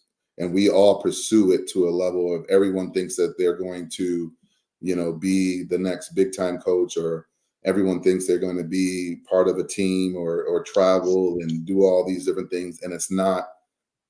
Reality is it's very rare. So we're all competing for a very small number of people who are going to be successful that way. But to answer your question, to understand that sports has so many levels and levels and layers of understanding. So you can take your position of what you've learned and apply it to life to have you become successful. A lot of times people don't apply or understand the applicability. What we start to do a lot of times is we start to harbor everything in, and I might talk about a lot of this later, but we tend to be like, oh, I'm successful here, I just want to keep it to myself. That's not my philosophy. Mine's understanding like, hey, this game can take you as far as it can take you, but then you can do other things within it. So not just it's not just playing, it's coaching. Not just coaching, it's scouting. Not just scouting, it's teaching. Not just teaching, it's when you look at games, and if you really love the sport, what are the other dynamics within the games that you can do? Like, if you look at the production of an NBA game or a college basketball game, there are so many levels of jobs and opportunities there that if you really truly want that you can really focus and follow. But everyone is trying to be the best at that sport and do those things, which I'm not mad at, because I understand it. I've done that. But there are so many other opportunities, and we don't sell that to our kids. We just tell them if they're good enough or bad enough in playing in a sport. And and to me it really turns me off, because we are not teaching them the right things. We're just looking at it. If you're successful, I'm going to give you all the attention. If you're not successful, well, I guess basketball's not for you. Why is it not? And that's why I kind of try to do these youth camps. It's not for a monetary gain. It's my goal is to eventually have these things where they're all free. Like, people can get knowledge, they can learn. I have some things that I'm planning on doing that's going to be a lot different than what people do, because I'm really looking at the totality of understanding sport and the importance of sport, because we as people of color have utilized that to keep us out of trouble, to keep us occupied, to keep us keep us fit, to keep us to have something to do, because we couldn't afford to travel and do those type of things, and now it's we've done those type of things. So now how can we take that, bottle it, and really use it for good, is saying, look, sports may not work for you in this space where you're the number one top athlete, like you're not Kyrie, Luka, and Jason Tatum and all the and all these other guys, but you can do these things within the sport and help you become successful. And you look at that, look at guys like Rich Paul and all that. Yeah, granted, they got to know somebody who was successful, but they took that, but they took it and ran with it, right? They could have easily failed, right? And I think those are the people that we need to start really highlighting our kids towards. So if you really want to be part of that, or the game of basketball, and you want to have jobs, these are other things. My little nephew, on my son's side, Jaden, he's right now a visual marketer and does design art for the Washington Commanders. Like, who knew that you could, from New Bedford, You're right. You know what I mean? Those are little things, those stories that you don't hear, Exactly. that people get, and those things are important. And you just don't. There's so many other components, but they want to get that NBA, and only less than 1% make it to that level.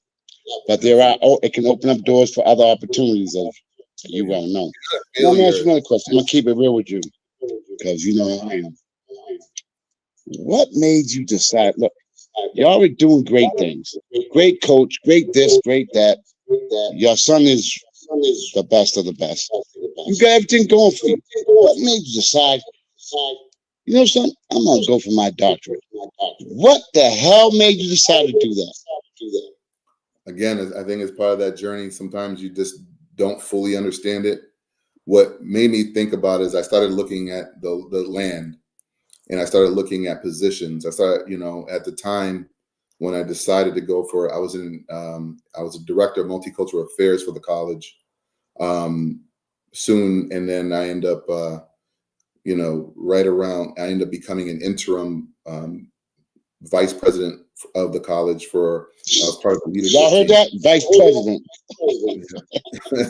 And while that happened, I started realizing at that time too, as things were happening, in order for me to move into executive leadership and to sustain there, being a man of color, your master's degree isn't enough. And I was getting my master's degree as I was doing that. And then as I started really paying attention to everything, I started saying, you know what, stories need to be told, right? And then in order for me to be successful, it's not for me to be a leader of just my small spaces. I have my multicultural center, it's small. I have my basketball team, it's small, right? I do little, camps and things, small. I was thinking more macro. And the only way I'm going to impact people that look like us is I need credentials, and can I get it, and can I go through it? So that was kind of the start of it. And I had some individuals who said, you really should consider this because it opens up doors having those credentials. Because me with a master's and John Doe with the master's is the same person. So right. But John Doe, because John Doe is white facing, which is different than me. It almost trumps what I've done, unfortunately. And a lot of people may debate that, but unfortunately, when you see my last name or you see me in person, it's going to take a lot of convincing. I do that now with my work. There's a lot, I'm executive director of human resources, diversity, equity, inclusion for a school district. And even with our hiring practices and things, there are biases, there are things that people do subconsciously that they don't get or they don't understand, and they do that. So I knew myself, I'm like, in order for me to really get there and achieve, I think I really need to go get this doctorate. I don't know why. I'm going to put myself through it, and I put myself through it. And then that was my focus. And then what I wanted to do is pay homage to my journey, and that was where I chose my topic of research, which was unveiling the lived experiences of Black male athletes at predominantly white institutions. And so that was my base research. And I started grabbing athletes and going through that research with them and having that conversation. And that's how I built my dissertation that I'm now publishing. But that's kind of where it got. And I wanted to package a lot of things that I'm talking to you about right now and bring that to the main front, where I'm talking to athletic programs, I'm talking to schools, I'm talking to, about coaching individuals who look like us, who think like us, and being able to understand that it's more than X's and O's and W's and L's, that it's about the individuals. It's about the kid. It's about that kid. How do we get that kid to be successful? Right now you see things that are happening in NIL about paying money, and all those things are just due, and they're important. But there's so many more layers that people are forgetting. Like, we need to get these kids their degrees, because that's going to be sustainable. A small money NIL deal, I mean, we're seeing people with hundreds of millions of dollars go bankrupt.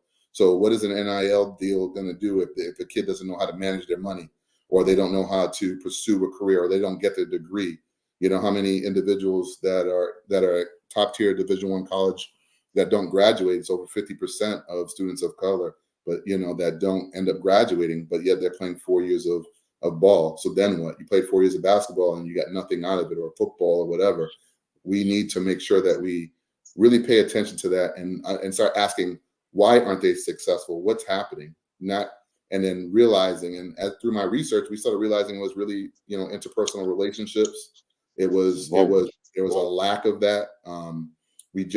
They felt that they weren't heard, they weren't listened on these campuses.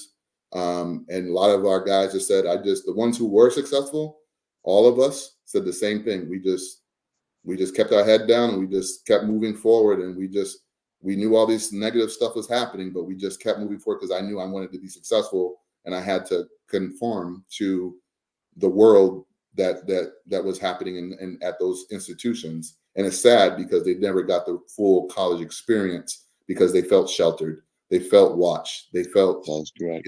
Encapsulated. Those are things that we have to kind of really start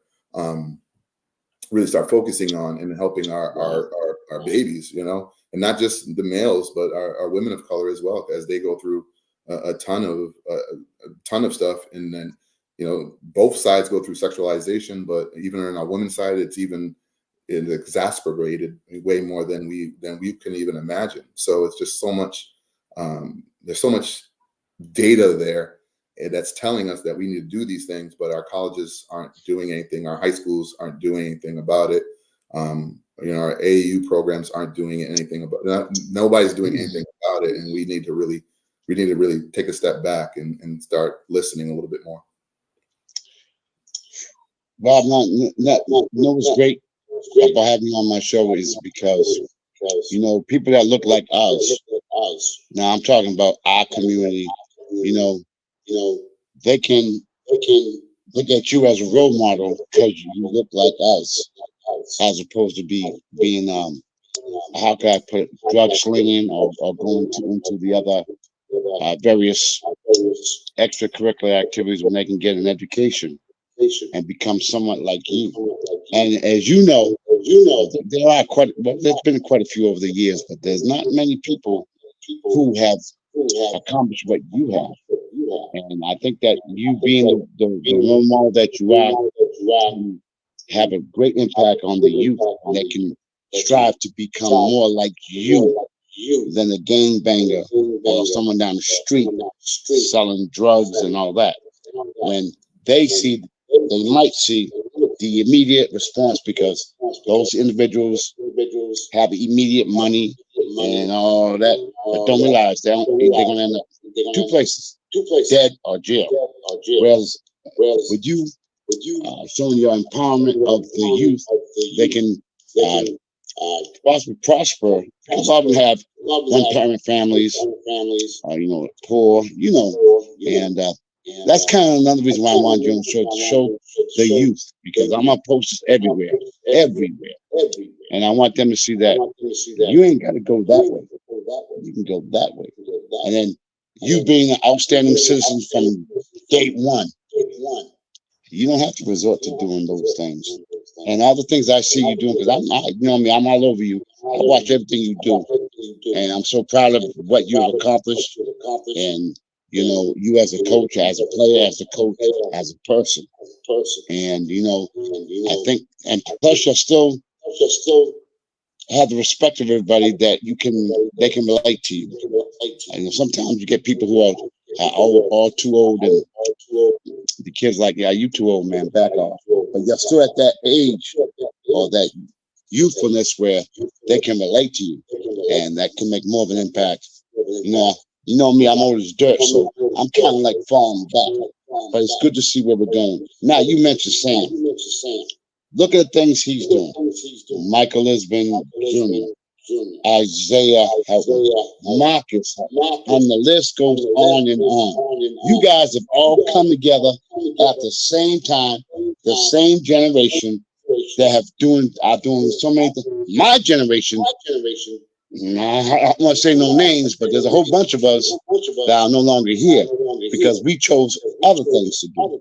But you guys all seem to get your collective knowledge and ability, and to me, it's so awesome, and I think it's extremely, I don't know, it's like, it hits me hard because you guys are doing so well, and these kids need to hopefully learn from you guys, and you as well as all the crew, your whole crew, and there's a whole bunch of them, are doing so well individually where y'all could have went to the left too, but you didn't.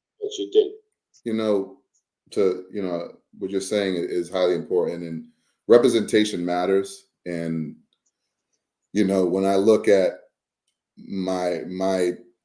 our tribe, right, our crew, and when I look at it, our greatest accomplishment is, it's not what we did as far as our credentials.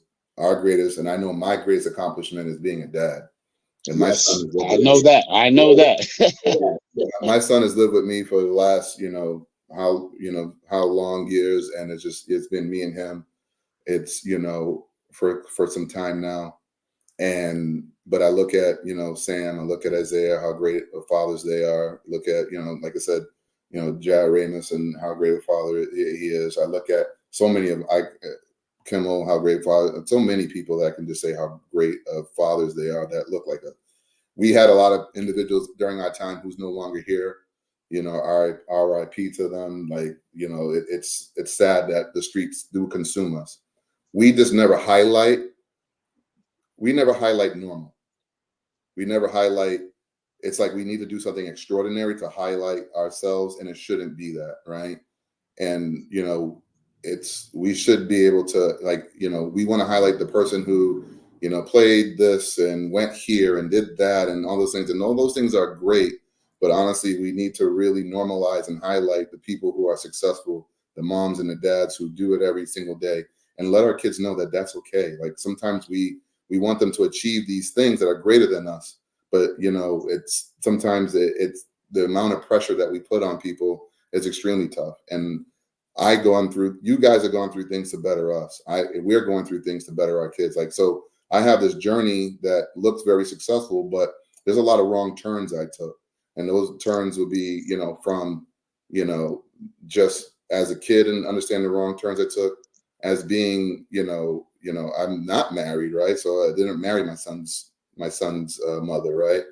Right. We didn't learn those type of things. You didn't have those types. So maybe learning how to be a better man in relationships, right? Then being a better father at whatever turn it may be, right? Those are all things that it's okay to learn. But how do we teach our young ones to be better in those spaces so we can improve our communities, and having that and normalize, our Black love, normalize our love for people who don't look like us, normalize these things that are, versus we seem to be in competition with each other. And to me, it doesn't make any sense. Our crew, we support each other. We got love for each other. We, what I mean? Like, if I hit up any one of them that I need something, they're there. Like, it just in a drop, I never even have to worry. Like, what I mean? Like, there's nothing on the side. There's no hate. We're all very excited for one another. We don't do those things. That's not how we operate, right? But we need to normalize that, because too many of us are just, we're in our Al Bundy phase of what we did in high school and all these things. Like, we have to normalize those things. And if we don't, then, we're not doing justice to our community. And so the roads I've taken as far as loans and how to buy a house and cars and credit, and those are all things that I had to endure, that my mom couldn't teach me, that I had to learn. And then now I'm teaching my son. Now he'll be debt free. Now he'll be investing earlier than I was. You see what I'm saying? So these are things that we have the ability to do, is sometimes we just don't focus on it, because we're just so fixated on being the best or number one at something, that we forget about, what really truly matters. And that's not just there's the people who look up to us, the people who really strive for us. And we should really highlight normalcy, right? It's okay. Like, we got a regular job. Like, it's okay to normalize that, because that's important. Our kids don't see that. Everybody wants to be LeBron and Steph, and everybody wants to be Division I, and everybody wants to do that stuff. And yeah, go for your dream, pursue it. But what else do you have? What else are you looking for? Like, those things are extremely important, and you don't hear it enough. Wow. Wow. Wow. Amazing. Man, this hour went by so damn quick. Now, Rob, is there something that maybe I didn't ask, or maybe something you said, man, Conn should have asked me this, or maybe I want to say this, because the viewers are watching. Is there anything that maybe I didn't ask that you want to convey to the viewers? Maybe something I didn't ask. Yeah, there's nothing in particular. I didn't come in here with a game plan. I just wanted to mix it up with you for a little bit, and I appreciate you having me. I mean, right now, currently, I just took over a New Bedford Vote program. I'm doing that. The last couple of years, our first 2 years, had some success.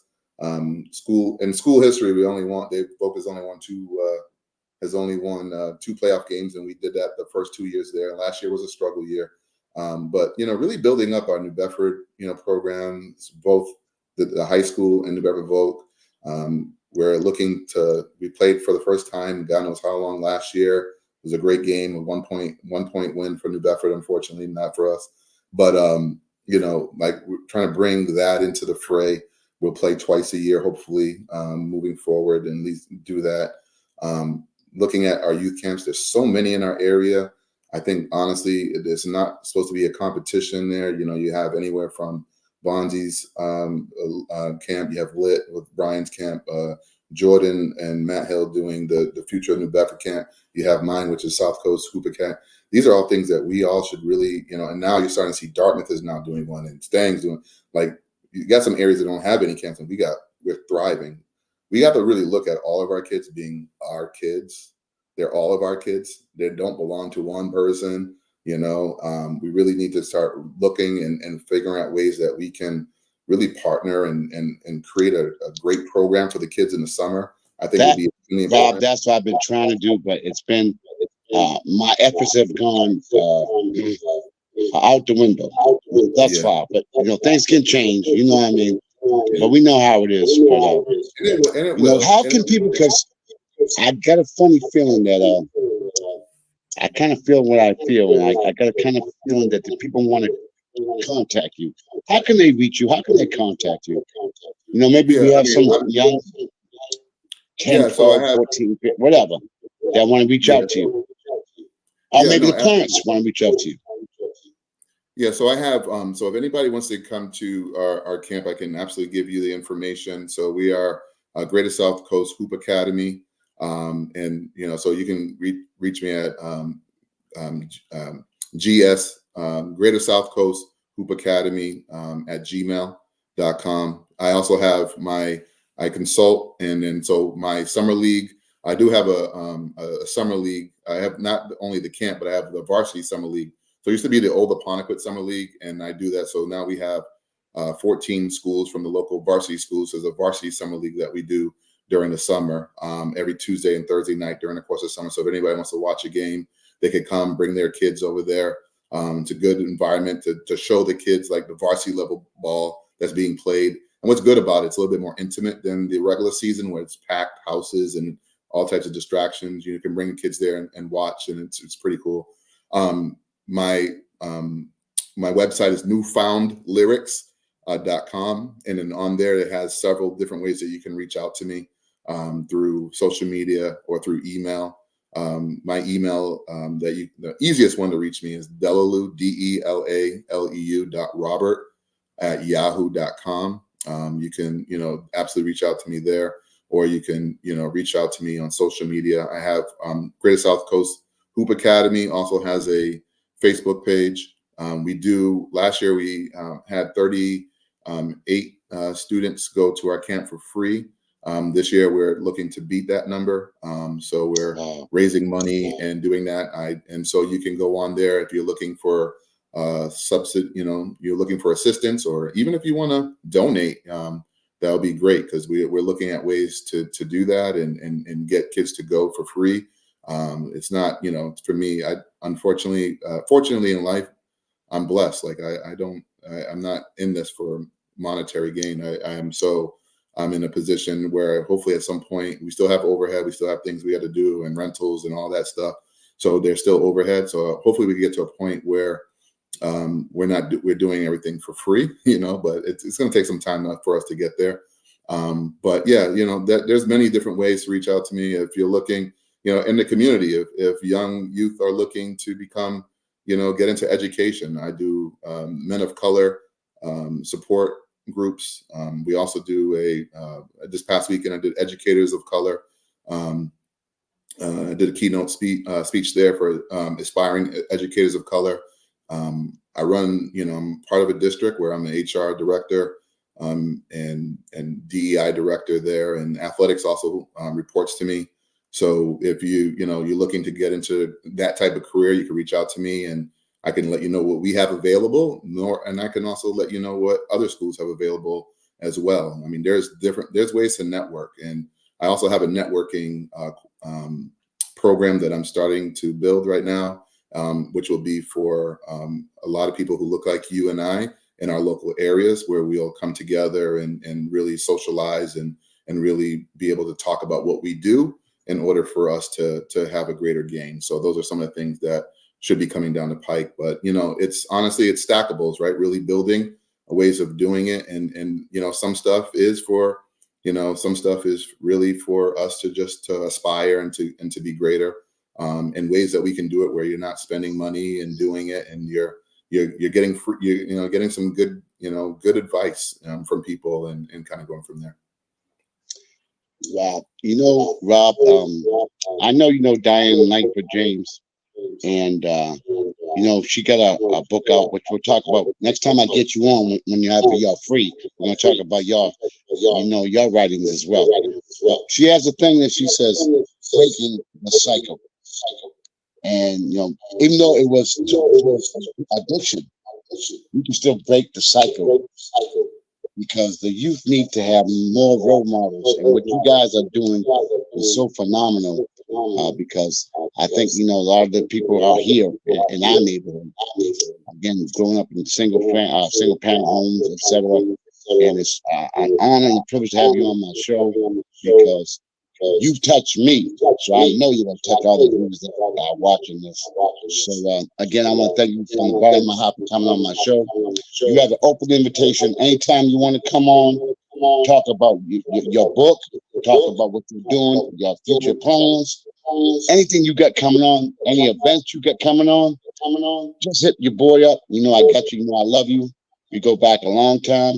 I'm so proud of all you guys, and I want to thank you for coming on my show, folks. This has been an honor and a privilege for me to have my guy, Doctor.